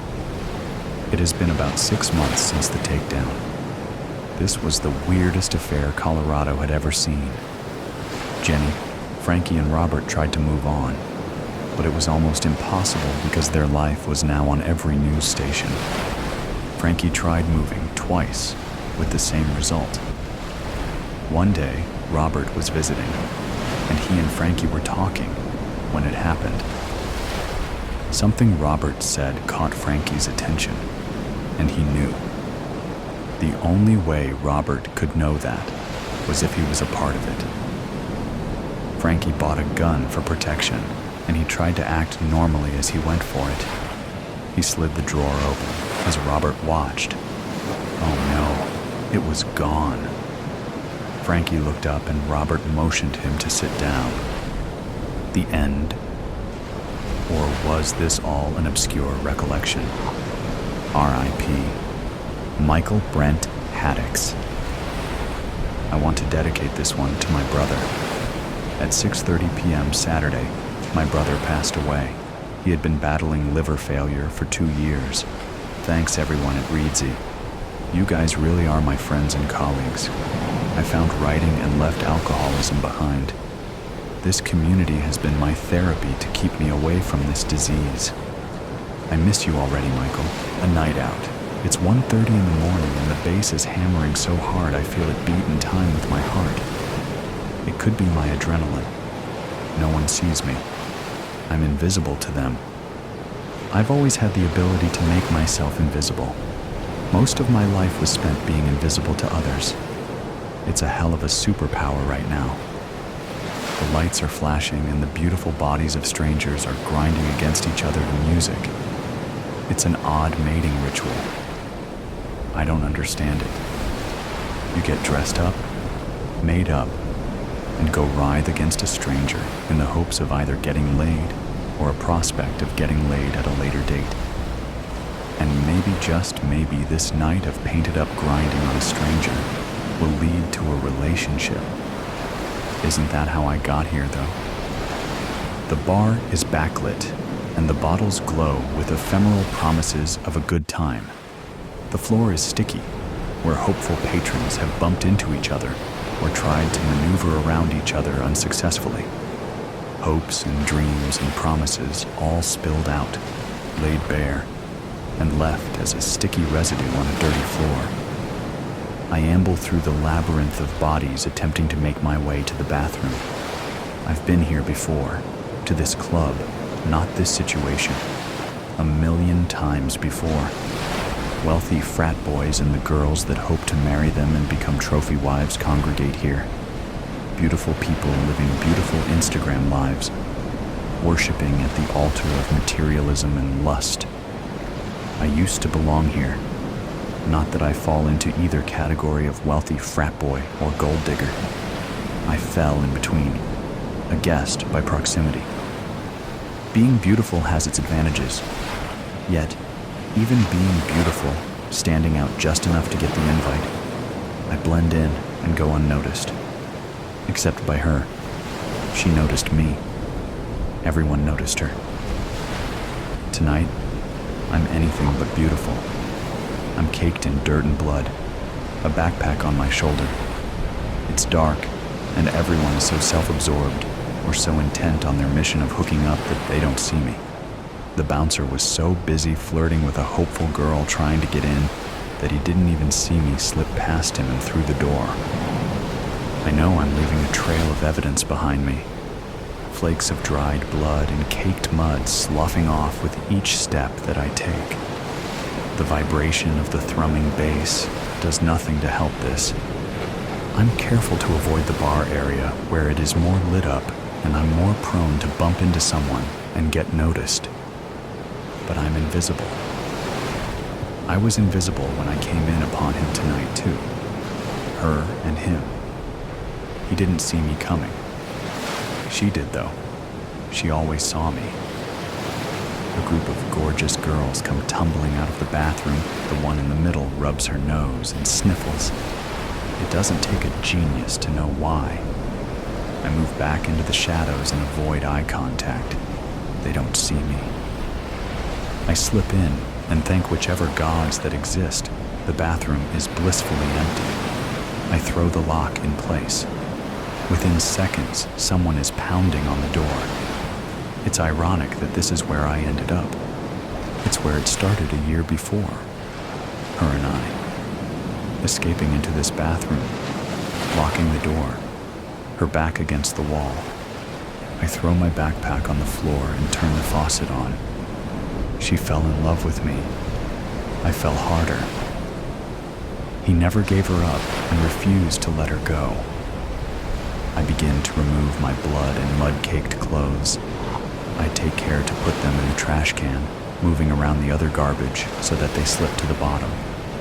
He promised her that he would always own her. She would always be his. We took our concerns to the cops. They didn't care. They didn't listen. He never stopped. According to the cops, his feelings were just hurt. He's a good guy with a promising future. He would eventually stop, they said. But he didn't. He wouldn't. I pulled the trash bags from the stalls and put it on top of the pile of garbage, camouflaging my blood and dirt-covered clothes. I stick my head under the faucet and let the hot water run over my scalp and face. The way she touched my face or ran her fingers through my hair. The way she told me I was the most beautiful girl she's ever met. She saw me, really saw me. Being seen is a powerful drug. The mud and the blood rinse from my hair and face down the drain with my tears and with my hopes. This is not what I wanted to become. I didn't have a choice. He wouldn't stop. He wouldn't leave her alone. He wouldn't leave us be. I have to hurry and finish cleaning up before the last call. The hot water reminds me of the feeling of his hot blood on my hands. I didn't expect it to flow like that. Viscous and hot, and so much of it. There's more angry pounding on the door, shouting. I need to move faster. My eyes look dead. I watched his eyes as he died, as the light went out. I slick my hair back into a tight knot, reminiscent of an old Robert Palmer video. If you don't know what I'm talking about, Google it. It was iconic a million years ago. I've always loved the classics. So much more raw than today's auto-tuned bullshit. She loved to listen to the classics with me, laugh at the videos as we streamed them on our television. I add my heavy black eye makeup and dark burgundy lipstick. It looks dramatic against the paleness of my face. His face went pale as his eyes went dark and his blood drained so fast. I pull out a thin black tank top and black pants and throw them on. I rub the dirt and blood off of my chunky Doc Martens and throw on my necklaces. I look once more at my hands, hands that just killed a man and dragged his body to a river and dumped him like trash, and make sure to clear any remaining residue from underneath my nails. He shouldn't have tried to do what he was about to do. Not to her. I wouldn't let that happen. He had to know I wouldn't let that happen. He had a death wish. The pounding on the door is getting more intense. I take a wet paper towel and clean up the flakes of mud and blood that fell around me as I cleaned myself up. I double-check that my clothes that I shed cannot be seen in the trash can. I check the sink. I check my makeup. Flawless. I open the door and make my way back through the crowd of angry girls who were made to wait. And she's there, waiting for me, against the bar, just like the first night where it all began. She watched me kill a man, and she is still here for me. She still loves me, because she knows I did it all for her, and I would do it again. The lights come on, letting everyone know it's time to go home. I notice that eyes fall on us, see us, as they adjust to the bright light. The music cuts off. The party is over. She takes my hand, and we make our way out in the crowd. No one will ever know, except for her and I, cuts like a knife. I look at the sign over the door. Beauville Historical Society, my new home. I am now an artifact, a historical thing. How have I gotten to be this old, this obsolete? Does anyone even use grinding wheels anymore to sharpen things? It has been a long time since I have felt anyone's hands on me. Prior to coming here, I had been sitting in a dusty old barn for years, unused, unloved. That is, until someone decided to move me. A tattooed young man wearing an earring, a stranger to me, threw me in the back of his pickup and brought me here, dropping me off unceremoniously at the front door.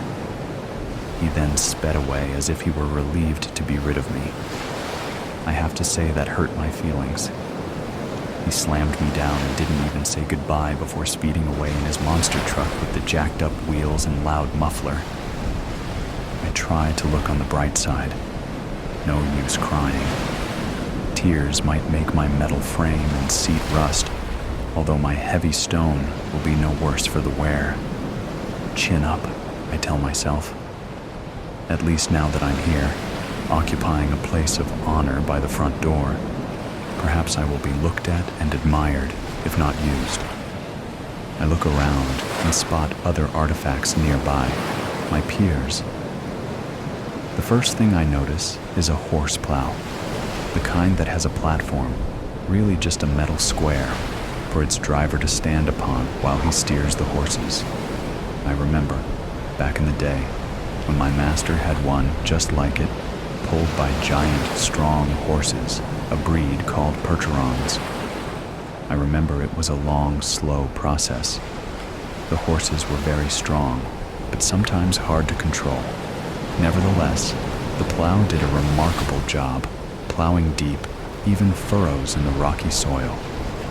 Next to the plow, there is an ancient piano with scrolled curlicues and whorls carved into its polished mahogany woodwork. There is no rhyme or reason to this crazy museum. Outdoor farm equipment is jumbled together with indoor furniture and other sundry items. The piano's deep, dark, polished wood is still in good shape, but the ivory has worn off its keys, making the keyboard look like a person with blackened or missing teeth. I suspect the piano needs tuning. I wonder if it even can be played. It looks like the kind of piano that has been sitting for years in someone's dark basement, with mice possibly making a nest inside. Alongside the piano, I spot a spinning wheel with a foot pedal, an ancient freestanding gas oven and stove with spindly legs, a roll-top desk along with an inkwell and feathered pen missing some of its quills, and other ancient worn items too numerous to mention. Like the spinning wheel, I also have a wheel, a circular, thick, heavy stone. The wheel is activated by a foot pedal, which causes it to spin and sharpen things into a fine point. The person doing the sharpening has to bend down and press the object firmly into my wheel for an extended period of time. It's a little bit like riding a bizarre bicycle. The ride is sometimes long and arduous. The user has to be patient, giving rise to the old saying of keeping one's nose to the grindstone to achieve good results. Back in the day, I was used to sharpen knives, axes, saws, really all kinds of things. It has been a very long time, however, since anyone has used me to sharpen anything. I honestly can't remember the last time I felt cold metal of any kind pressing into my hard stone. I am now over 100 years old, but am still in great shape, if I do say so myself. Still firm, solid. I can still sharpen with the best of them. I stand ready and willing to sharpen whatever comes my way, although I should have learned my lesson based on my past mistakes. I wonder idly if anyone cares about my abilities. What will they write on my informational placard? Will anyone even read it? Every object in the museum has a brief description displayed. I imagine the curator of the museum probably will stick to brief facts. How old I am, who owned me, what kinds of things I sharpened long ago. I think my viewers deserve a more exciting story, however. They deserve to know the truth. I should really write that story myself.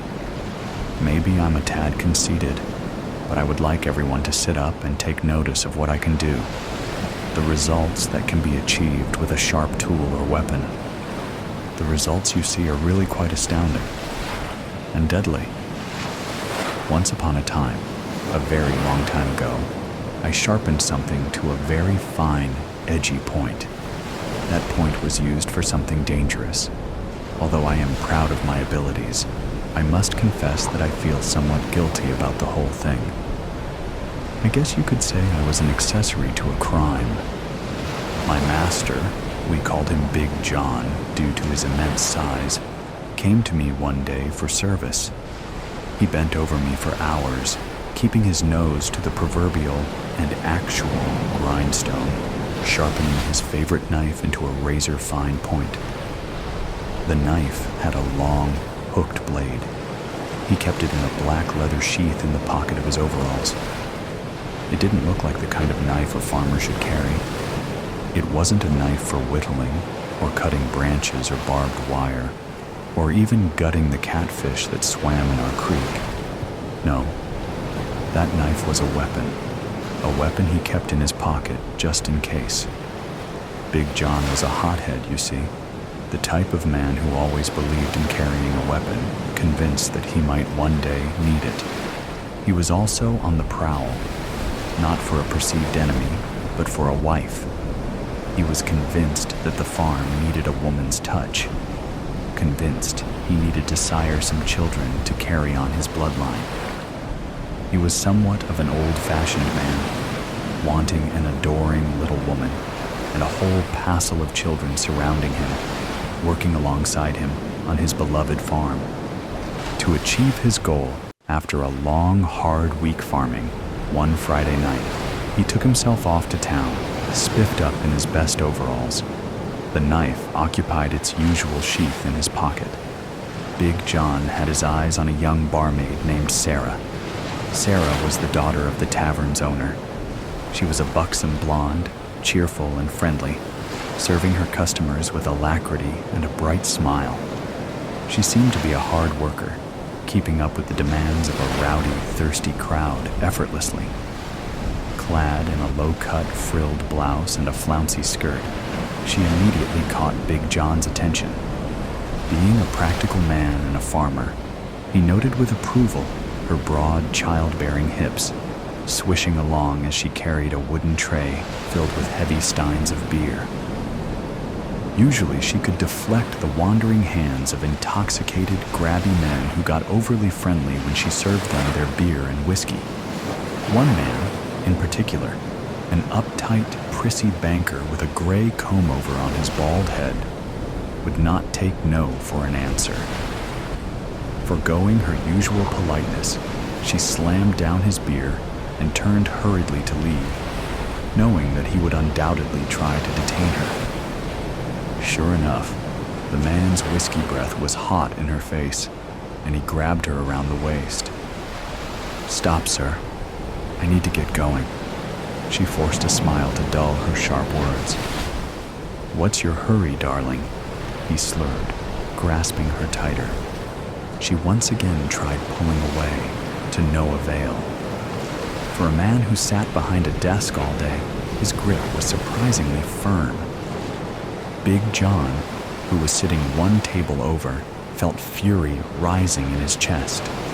He stumbled to his feet and quickly stomped over. "I believe the lady told you to remove your hands, sir." He choked out the last word. In his opinion, the man did not deserve to be treated like a gentleman. The good manners his mama had instilled in him prevailed, however, forcing him to be marginally polite. "What you gonna do about it, farm boy?" the man sneered. Sarah squirmed in the man's grasp, trying to pull herself free. Big John saw red. "Who you calling a boy?" "You, of course," the man said coolly. "I'm no boy." Big John spat. Suddenly, he pulled the knife out from its sheath in his pocket and brandished it menacingly at the banker. The man at last dropped his arms from around the barmaid's waist. "Whoa there, big fella. No need to get violent. Put that thing away." Big John continued to hold the knife. All at once, the banker's hand shot out like lightning, and he knocked the knife away from Big John. The knife clattered to the floor. The bar room was suddenly silent, its customers frozen in stupefied fascination at the scene rapidly unfolding in front of them. Both men bent at once to pick up the knife. Being smaller and more agile, the banker was the first to reach the weapon. He raised it in the air triumphantly, the knife's sharp metal gleaming in the candlelight, emitting an eerie glow. "Give me that back," Big John yelled. "Never!" screamed the banker. The two men were now struggling over the knife, Big John trying unsuccessfully to wrestle it away from the banker, who was surprisingly strong for a skinny, middle-aged desk jockey. In one last desperate attempt, the banker brought the knife down forcefully, stabbing it into Big John's thickly muscled chest. Big John made a horrible gurgling noise and fell heavily to the floor, the blood pooling around him. The metal part of the knife sank deeply into the big man's chest, only its black handle protruding. Yes, my friends, Big John died. I am sorry to say that my sharpening skills led to his demise. I never saw that coming. It still tears me up inside. When I first heard the news, I shed a few tears. Someone had to wipe me off with an old towel. They wondered if the barn roof was leaking at the time. Luckily, I didn't rust. Big John was a good man. May he rest in peace. He was only trying to protect his lady love. Maybe if the knife hadn't been so sharp, he might have lived. But no, he bled out, like a stuck pig. His parents buried him at the base of the big hill, down by the creek, on the farm, resting on his beloved land, the land he had hoped one day to pass down to his children. Sarah, the barmaid, came to his funeral. The children they might have had together never came to be. The knife, I am sorry to say, was never recovered. I don't know whatever happened to it. I am sure its point is just as sharp to this very day. I still feel guilty about the whole thing. My own pain cuts like that knife. When I do something, I do it right. Big John was the same way. If only he hadn't kept his nose so long to my grindstone. It's possible he just might have lived. Hamster Owl. Trigger warning. Crime scene, murder, suggestion of sexual violence. Douglas hadn't felt his stomach stir on the job for years, not since he was green out of the academy. Something about the blood spatter against the kids' toys, though. It had sent his head spinning, dizziness threatening to undermine his hard-won reputation. The bright, dancing geometric shapes that adorned the red-stained sheets and curtains were not helping matters. Thankfully, the girl's body had already been removed. He averted his gaze to the ceiling and traced the lines of the Artex pattern while taking deep breaths and composing himself. Putting his heavy case down in the doorway, he steeled his will and finally stepped inside. Douglas methodically placed his feet on the clean areas of carpet, stepping over the red smears that had been spread all over the room. Slowly, he made his way over to the grim-faced detective, who was already surveying the scene. "If you're gonna lose your lunch, Doug, please do it outside," Bishop remarked, not looking up from where he crouched, picking through the youngster's possessions with the blunt end of a pen. "I'm okay. It just got me for a second. Not seen one this bad since '87 and the Dilby murders down in Reading. I'll be all right." It's a damn shame, that's for sure. Sweet girl, going by all the stuffed animals and posters. My kid's got a thing for boy bands too, he said, gesturing around at the walls that looked like they'd been at the business end of a meat grinder. "You've certainly got your work cut out for you, ready for a long night." "Absolutely, sir. It'll be worth every coffee to nail whatever sick son of a bitch could do something like this," Douglas said, his muscles turning from jelly to iron at the resolve his own words invoked. "Good. Well, I'm done here for now. Do your thing and get me the results as fast as you can." The father is in the back of a car already, but he's denying it all, doing a grand job of playing the distraught, loving parent. So, I'll need whatever you can get me to pin him, Bishop said as he pulled off a pair of sweaty latex gloves and threw them into a hazmat bag in the hallway. Ever consider it might not have been him and you're torturing a grieving parent? Douglas asked to his retreating back. Come on, Doug. How long you been doing this? It's always the dad, the detective said, turning when he reached the top of the stairs. I'd start with the machete stuck in the bed head if I were you. But hey, I'm not the scientist. Douglas took up his large case, unclasped it, and opened it wide on the floor of the hallway outside the girl's bedroom door. He pressed his shoulders against one wall to let a beat officer past and swore under his breath at the close confines. It was almost easier in the woods, although the results were undoubtedly better from inside a sealed home. He snapped on his own gloves, grabbed a Sharpie and a handful of plastic bags and went to work. With a roll of his eyes, he grabbed the machete first. Of course, that was marked vital. Then he gathered all the jewelry she'd been wearing and had been left behind by the morticians. Most of it was plastic, brightly colored and in the shape of butterflies or flowers. He pulled hairs and fibers from the bed and carpet, then combed the room from top to bottom for any dropped items. Nothing turned up. Sheets, clothes, carpet, and curtain swatches all went into larger bags. Even those fundamentals took hours, mostly because he was more fastidious than most.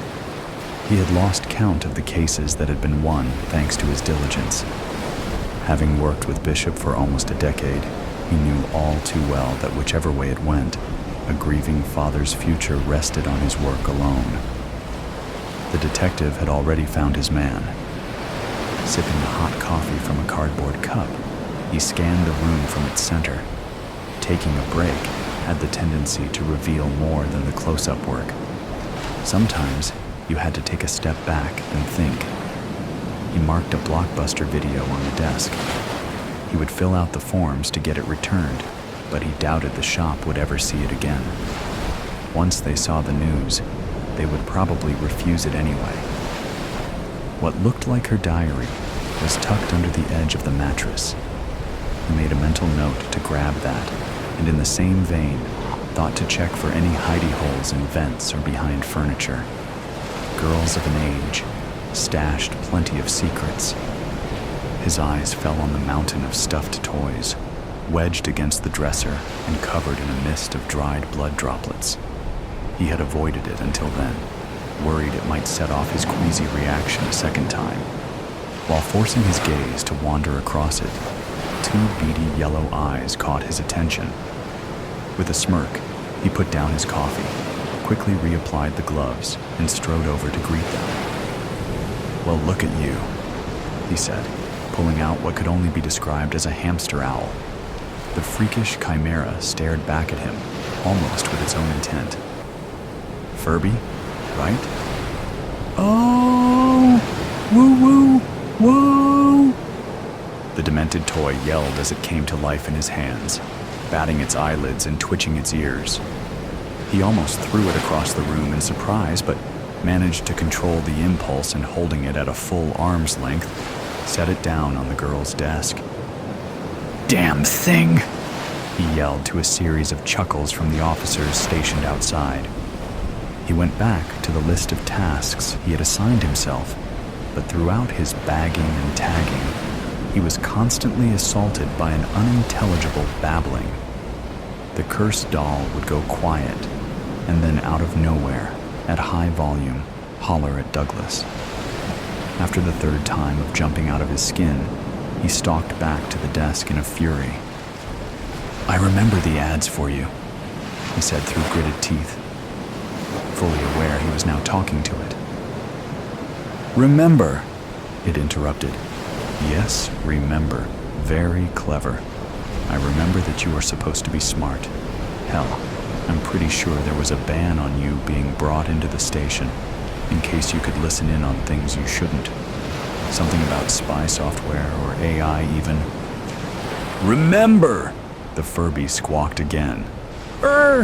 You don't seem so smart to me. Just a damn novelty. Do me a favor and shut up!" Douglas roared. He turned his back on it, not wanting to waste any more time trying to figure out how to turn it off. He was almost done and was feeling the impatience of the late hour and the clouded thinking it brought. Yet, before he could take a second step, he spun around at the words the toy belted at his back. "You're mine, bitch." He stood frozen, head cocked to one side and looking into its demon-like eyes. Surely not. "What did you say? Did you remember?" He ventured, not sure if he was pushing the limits of what was reasonable. "Remember, you're mine, bitch. You can't prance around naked in your window like that and expect me not to want you. I might be your neighbor, but I'm still a man." Douglas shook his head with raised eyebrows, let out a sigh of disbelief, and bagged the toy. He marked it as vital. Hopefully it would be enough. I won't be home for Christmas. Life can be messy, complicated, difficult. Sometimes you can just lose yourself in all of it, and in the process, you can lose sight of the things that actually matter. And then one day a storm comes out of the clear blue sky, and you get blown overboard by the tempest, and all is lost in the blink of an eye. This is what happened to me. I just got caught up in all of the things that don't really matter. Money, career status, an address in the right part of town and elite private schools for the kids, and new luxury import autos, and Swiss-made wristwatches with tasteful but recognizable brand logos. Material things. Then came a day when I realized how unimportant it all was, but it was too late. Still, at first I tried to keep up the pretense of normality in the face of immeasurable loss. I had already bought the 12-foot Douglas fir Christmas tree and put up the holiday decorations all around the house. Family was flying in from 3 different states to visit for the holiday. I had arranged car service from the airport for everyone, a catered gourmet dinner for Christmas Eve, nice gifts for all, and I even took the time to memorize a heartwarming toast to the whole family before we sat down to eat. In the end, I had to just junk this because of the references to my wife and children. More than that, really. It just didn't work at all anymore. What was I supposed to do? I felt some strange obligation to appear unfazed, composed, in control of my emotions and my world. I don't know. That has always been my way, or at least the image I have always wanted to project. It's hard to say how much of it was ever truly real, and how much I just manufactured, for whatever reason. And it doesn't matter any longer anyway. It all happened on the evening of December 23rd, and everyone was flying in the next day. I was just numb afterwards, and didn't have the time or motivation for all the phone calls before those flights took off in the morning, so I was left with no choice but to inform everyone of what happened when they arrived at our house that day. My house. Once they were all there, and I had dodged the uncomfortable questions for as long as I possibly could, I gave a very different and mostly improvised speech from the one I had originally planned. Somehow, I made it to the end with dry eyes, though no one else did. I cried enough the previous night at the hospital. I wasn't sad anymore. I was just angry now. Well, folks, it seems that everyone has had a chance to grab a beverage, and although we are not fully gathered together as a family right now, I would like to proceed with some very unfortunate news that I have to share at this time. Not exactly a toast. Nothing like a toast, actually. The opposite of a toast. Just some words I have to say. I took a deep breath and a long, slow sip of my Macallan scotch. I felt all the eyes on me, and I thought about what I should say, what I could say. I hadn't planned this out. I tried. I just couldn't. I want to thank you all for coming this far to spend the Christmas holiday with us, but I am afraid that us is just me now. Yesterday evening, around 6:30 p.m., Melanie and the kids were driving home from the mall down the road when they were T-boned at the intersection of Torrance and Sepulveda by a 25-year-old off-duty sheriff's deputy named Kyle Langtree, who ran a red light.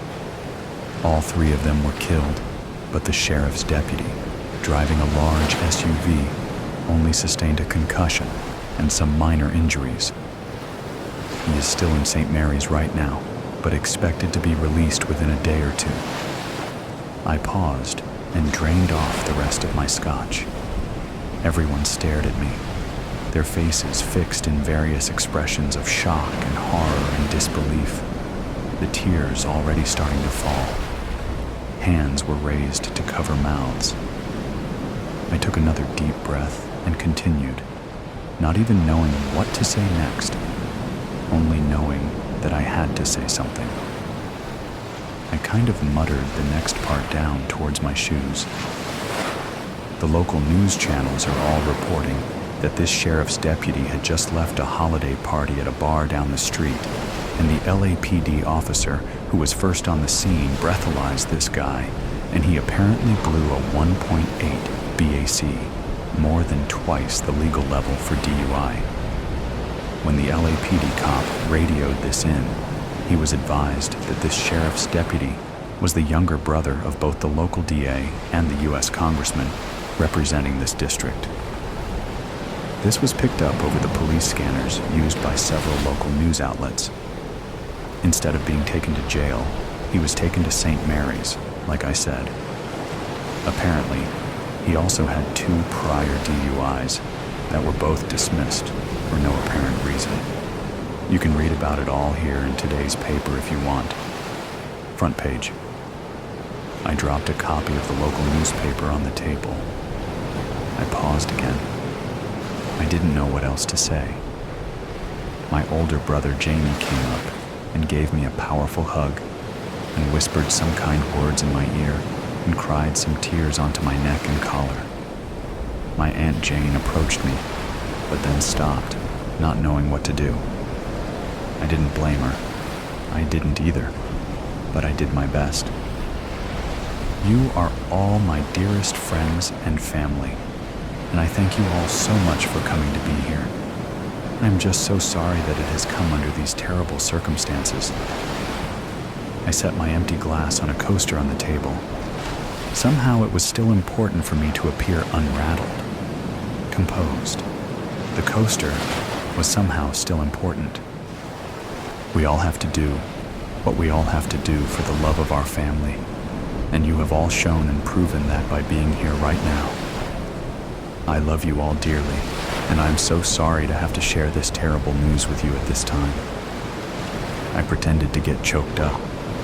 Then I lowered my head and excused myself and went to my bedroom to get what I needed as my family broke out in open gasps and cries and barely restrained sobs and sorrows in the living room. I quietly slipped out the side door and drove my Mercedes AMG GT to St. Mary's Hospital. I parked it in a handicapped spot when I got there. I wouldn't be needing it any longer.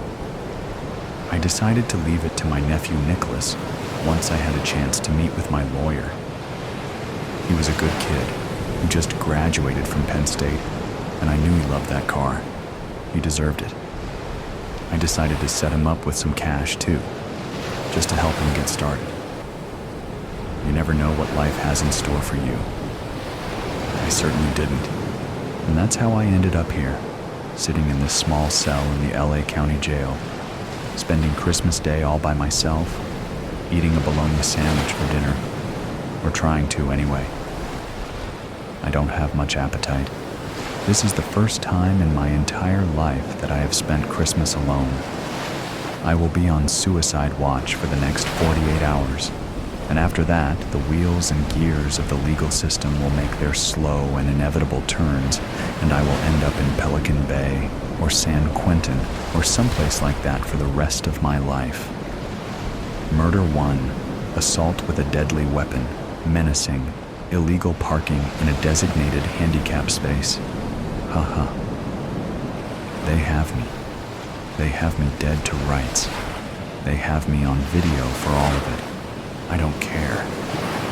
It was unfortunate that I had to put down that security guard who tried to stop me from reaching Deputy Langtry's hospital room, though. I shot low, in the center of his thigh. Hopefully he will be okay. Hopefully I missed the femoral artery. I tried my best, but it all happened pretty fast and I'm no marksman. It could have been worse, I guess. At least he was already in a level 1 trauma unit. Young guy. I feel bad about that part. They won't tell me anything about how he's doing, or if he has a wife and kids or anything like that. I hope he's okay. I will leave some money for him too once I meet with my lawyer and update my last will and testament, for whatever that might be worth. I don't know what else I can do. I just feel really bad about it. I never wanted to hurt anyone else. Anyway, they can't keep me on suicide watch forever. And like I said, we all have to do what we all have to do for the love of our family. I did what I had to do for the love of my family. I have no regrets. Anyone want the rest of this bologna sandwich? I'm not hungry. Merry Christmas. I think this one will probably be my last, but I hope you enjoy many more, engulfed in the warmth and love of all your family and friends. I just need to find a rope, a rare gift for Christmas. My 6-year-old daughter Mandy and I were doing some last-minute Christmas shopping on Christmas Eve. She had been well-behaved all day as we gal-palled around the mall. I just had one last stop to make before leaving. I wanted to check a department store for a shirt for my mom. I only looked away long enough to compare 2 articles of clothing. That's all the time it took for her to disappear. I knew better. I knew how she was, just as all kids are. The ornate tree, the twinkling lights, the toy train delivering presents around the bottom of the tree, pictures of Santa, toy displays, racks full of candy. There's a lot to attract a child's attention. At the same time, though, you expect your child to let go of you and explore at a reasonable distance. It's part of growing up. So, when I turned around and she wasn't there, I didn't immediately panic. It wasn't unlike her to wander off. I called for her calmly. I searched the nearby racks because she liked to hide and make me worry. I switched to a more authoritative tone that usually brought her out of hiding. When it didn't, my voice cracked as it shot up several octaves when I began to panic. My voice grew louder as terror seized me. Other shoppers became concerned, watching me, whispering. An older gentleman offered to go find the store manager. We had the store manager call Mandy on the PA. I waited anxiously at the customer service desk, biting my nails, waiting for her to come running up like it was no big deal. She never came. We contacted mall security who called the police. The mall was shut down and searched. A detective by the name of Sam Renfro kept asking me questions. I answered his questions, but it was hard to concentrate. I kept looking over his shoulder, past him. I wanted to be looking for my child. My heart sank when an officer walked up with her doll in his hand. He found it by one of the rear exits, one of those exits only mall employees are supposed to use. At that point, the detective concluded that we were dealing with an abduction. Horrible, uncontrollable thoughts raced through my mind. I failed her as a parent. She must be so scared. Is he being mean to her? Is he abusing her? Does he intend on sexually abusing her? Selling her? Is he some kind of psycho killer who will take pleasure in torturing her? I hadn't realized it, but I was saying those things out loud after I nearly collapsed. Detective Renfro had caught me and was holding me steady. All he would say was, "Ma'am, we'll do everything we can to find your daughter." The police issued an Amber Alert and set a perimeter to begin searching the surrounding neighborhoods. The detective told me that the best thing for me to do was to go home and wait by the phone. I couldn't see it being a ransom case, personally. I'm a software engineer. I do better than most, but am by no means rich. But as the detective explained, rich looks different depending on whose eyes you are looking through. Debt can sometimes make people desperate, and desperate people do dumb things. In all truth, I didn't want to leave. I wanted to head that investigation. I wanted to know what was going on at all times and be in full control of what was being done. But deep down inside, I knew that wasn't what was best for Mandy. The police chief made an appearance to handle the mob of news crews outside the mall, thank goodness. Their questions were overwhelming, pressing, and unsympathetic. I made a statement. I offered $100,000 for the safe return of my daughter, most of what I had in savings. Then the chief insisted that an officer take me home. I'm glad he did. My head was on a swivel trying to look into every car, at every child, and everywhere else I could see. I surely would have wrecked on the way home. When I got home and inside, that's when it really hit me. I let loose and cried at the sight of her little snow boots sitting by the door. There was nothing more I could do, and her absence was unmistakably felt. I poured myself some wine, but I didn't feel like eating, so I took my cell phone to the couch to wait for a call, any call. Before I got to the couch, I noticed it. On a square, glass coffee table, sitting like a centerpiece, was a present. It was wrapped in black with a red ribbon tied in a bow. It had a foreboding look about it. It didn't say who it was from, but someone had obviously been in my house. The only two people who had keys and access codes were my mother and best friend. I found their choice of wrapping unbecoming, and the lack of a tag unusual. But I wiped my eyes and opened the package. Inside was one of those old tape recorders, the rectangle ones with the speaker, cassette deck, and function buttons on the end. A tape was inside, so I pressed play. There were some distorted whispers at first. Then I heard a sniffle and Mandy say, "Mommy, he's hurting me," through deep sobs. I became frantic at the sound of her voice. I kept asking, "Who, baby? Who's hurting you?" as if she could hear me. Then a man's voice I didn't recognize said, "Merry Christmas, bitch. We'll be in touch." Why did he call me a bitch? Because he knew me, and that was his opinion of me. I called Detective Renfro right away. He came over immediately with a crew to tap the phones. The detective stayed with me that night. I offered him the guest room, but he preferred the couch. I couldn't sleep, so I was up all night, playing on my phone, waiting for it to ring. It wasn't until 10 in the morning that the kidnapper called. $100,000? Do you think you can buy your way out of this? You killed my kid. Now I'm going to kill yours. He hung up, and I started screaming. You know how someone jumps out when you're not expecting it and scares you? That was how his words hit me, but 10 times over. Detective Renfro grabbed me and lowered me to the floor. Shh, shh. She's not dead yet. She's not dead yet. Help me find her, Kate. Help me find her. Who did you kill? Who did you kill?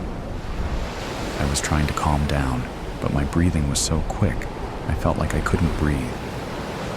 The detective had to help me calm my breathing before I could even begin to answer him. I don't know what he's talking about, I told him between gasps of air. He has the wrong person. I watched the detective's eyes widen as he slumped down on the floor, lost in thought. Are you sure? I mean, was there ever an instance where someone might have thought you were responsible for the death of the child? I thought for a moment. Then it hit me. Jeffrey Clark! It's Clark! I began to shout, excitedly. He T-boned me at an intersection. He claimed I was responsible for the accident, but it was ruled that he ran a red light. It was one of those, I think I can make it situations gone wrong. His daughter died in the accident. Jeffrey Clark has my baby. Detective Renfro got on the radio and put out an APB and a request for Clark's address. We got into the detective's car and started driving. When we got to Clark's home, he was gone. Police were ransacking it anyway. Detective Renfro had me wait in the car while he went to talk to the officer in charge. I saw him go in for a few minutes and come back out. When he got back into the car, he told me that Clark had been surveilling me for a long time. They found photographs and journals inside. He told me he knew where Clark was taking Mandy. Lights lit up and sirens blared as we sped away. The detective turned down what looked like an ATV trail in the woods about 15 miles from Clark's house, out in the country. There was a house there, not much of one though. It looked more like a clubhouse house for hunting or something. We went shooting past that, the undercarriage of Renfro's sedan bottoming out on every bump. The trees opened up onto what looked like a frozen, hard, mudding pit. In the distance, an old truck rammed a small car, pushing it along until it rolled over. The truck whipped around, gained speed, and hit the little car again, straight on. Police cruisers sped past us. They started ramming the truck, forcing it away from the car, and a chase through the field was on. Renfro and I pulled up next to the little car. I was hysterically running up to the car. I knew Mandy had to be in there. When I looked through the shattered window, I saw that the entire interior of the car had been removed. She had been knocked around in there, unrestrained. She was unconscious and bleeding. Renfro used his gun to knock away shards of glass that were stuck in the window frame and crawled in. I was holding my breath, hoping she was still alive. He said she was still breathing, but didn't want to move her. He climbed out of the car and radioed for fire and ambulance. Jeffrey Clark was eventually forced into a tree. He tried to flee on foot, but didn't get far. He was arrested, charged with kidnapping and attempted murder, then was sentenced to 25 years in prison. Mandy is paralyzed from the waist down. It took a lot of therapy for her to get over the trauma she experienced over those 2 days. She has moved on now. She has adapted to life in a wheelchair and is just as happy as I am that she is still alive. Every time I look at her, flashes of that horrible day flood my mind. They make me realize how lucky I am. Children are kidnapped every day across the nation. According to the incident studies of missing, abducted, runaway, and thrown away children, ISMART, 2,300 children go missing in the U.S. every day. Many of those children are never reunited with their families, drowning inside. What time do you call this, Maggie? I know, I'm sorry. The traffic. Don't give me that. You're never late. I had things to do. Things? Like what? Jimmy, don't start. What's with the sunglasses? They're just sunglasses. Take them off.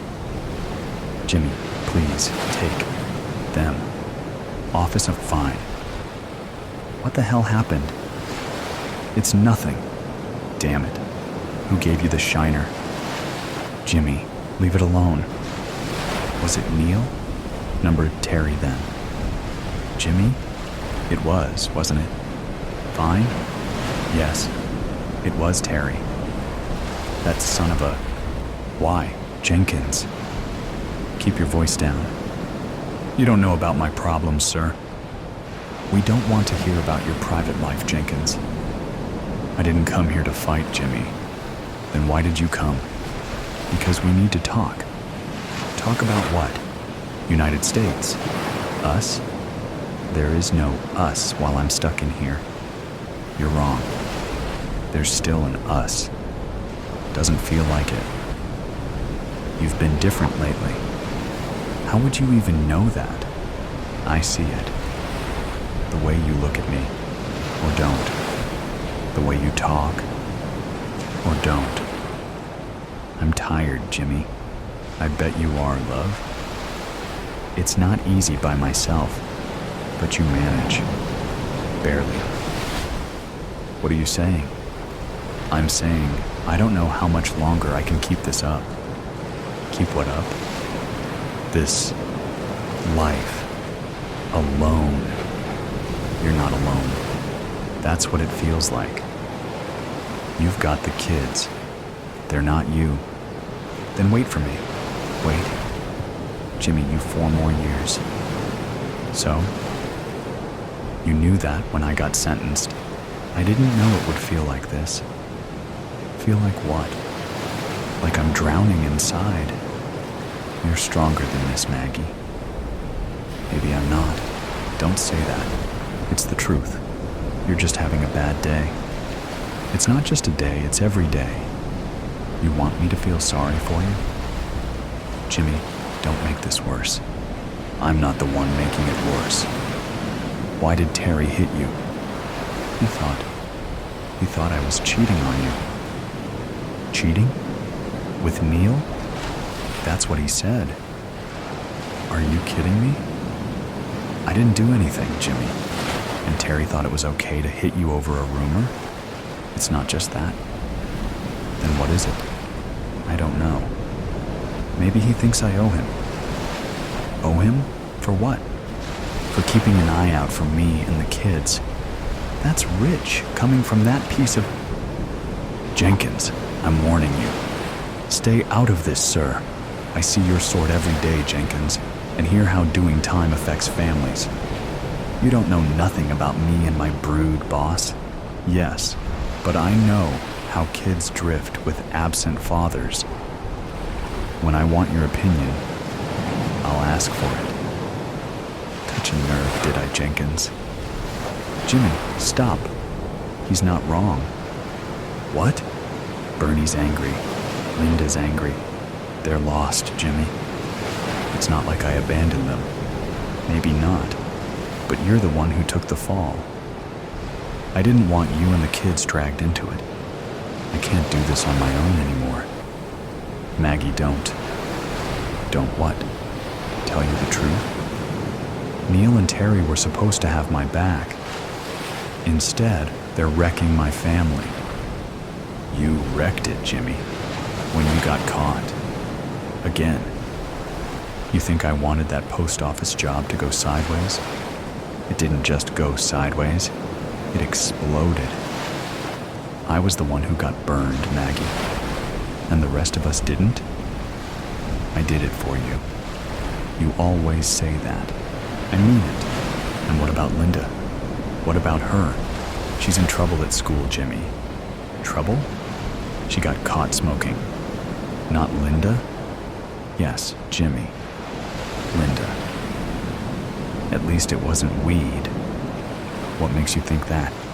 God damn it. Why didn't you tell me? And say what? That I can't handle my own daughter? Maybe I could have talked to her and told her. From inside? How do you reckon that'd work out? Linda listens to me. She misses you, Jimmy. I miss her too. She's angry. At me. At the world. Linda feels abandoned. But I haven't forgotten about her. She doesn't see it that way. What am I supposed to do, Maggie? Maybe you should have thought about that before taking on another job. I didn't plan for things to go wrong, but they always do. This was supposed to be my last job. That's what you said last time. I mean it this time. Linda doesn't believe in you anymore. Don't say that. It's true. She was a daddy's girl, and now she's street smart, and now she's fallen in with a bad crowd. I hate missing her grow up. Then why do you keep ending up in here? I don't know. Yes, you do. It's the life, Maggie. Then change it. You know it's not easy. It's easier than losing your family. You make it sound so simple, Maggie. I'm serious, Jimmy. It's your choice. You're giving up on us? I'll survive. Without me, without Neil, without Terry, without all of this. Give me a chance. I'll fix it. I don't think you can. I can. I will. Jimmy. Maggie, I swear to you, I'll get out and I'll make it right. How? I'll get out of the life. For you. For Linda. I've heard it all before. This time I mean it. You better, Jimmy. Maggie? There's something else, isn't there? What do you mean? The bruise, the sunglasses? You've been crying. There's more. It's Bernie. Bernie's tough. He'll be fine. He wasn't fine last night when he crashed his motorbike. What happened? He's in the West Middlesex. Why didn't you tell me sooner? You've enough to worry about. But he's my son, Maggie. Your son? He barely talks about you. What do you mean, he? You two never got along. That's not true. It is, Jimmy. He's angry, just like Linda. Is he going to be all right? The doctors think so. What happened? He saw the bruise. He got angry. Went out on his bike to blow off steam and lost control. Because of Terry? Because of everything, Jimmy. Maggie, Don't. Just stop. I'll make it right. You keep saying that. I mean it. Then prove it. Time's up, people. Let's be having you. Maggie, please, don't give up on us. You know I can't promise that. You can't leave me now. Goodbye, Jimmy. I'll change. We'll see.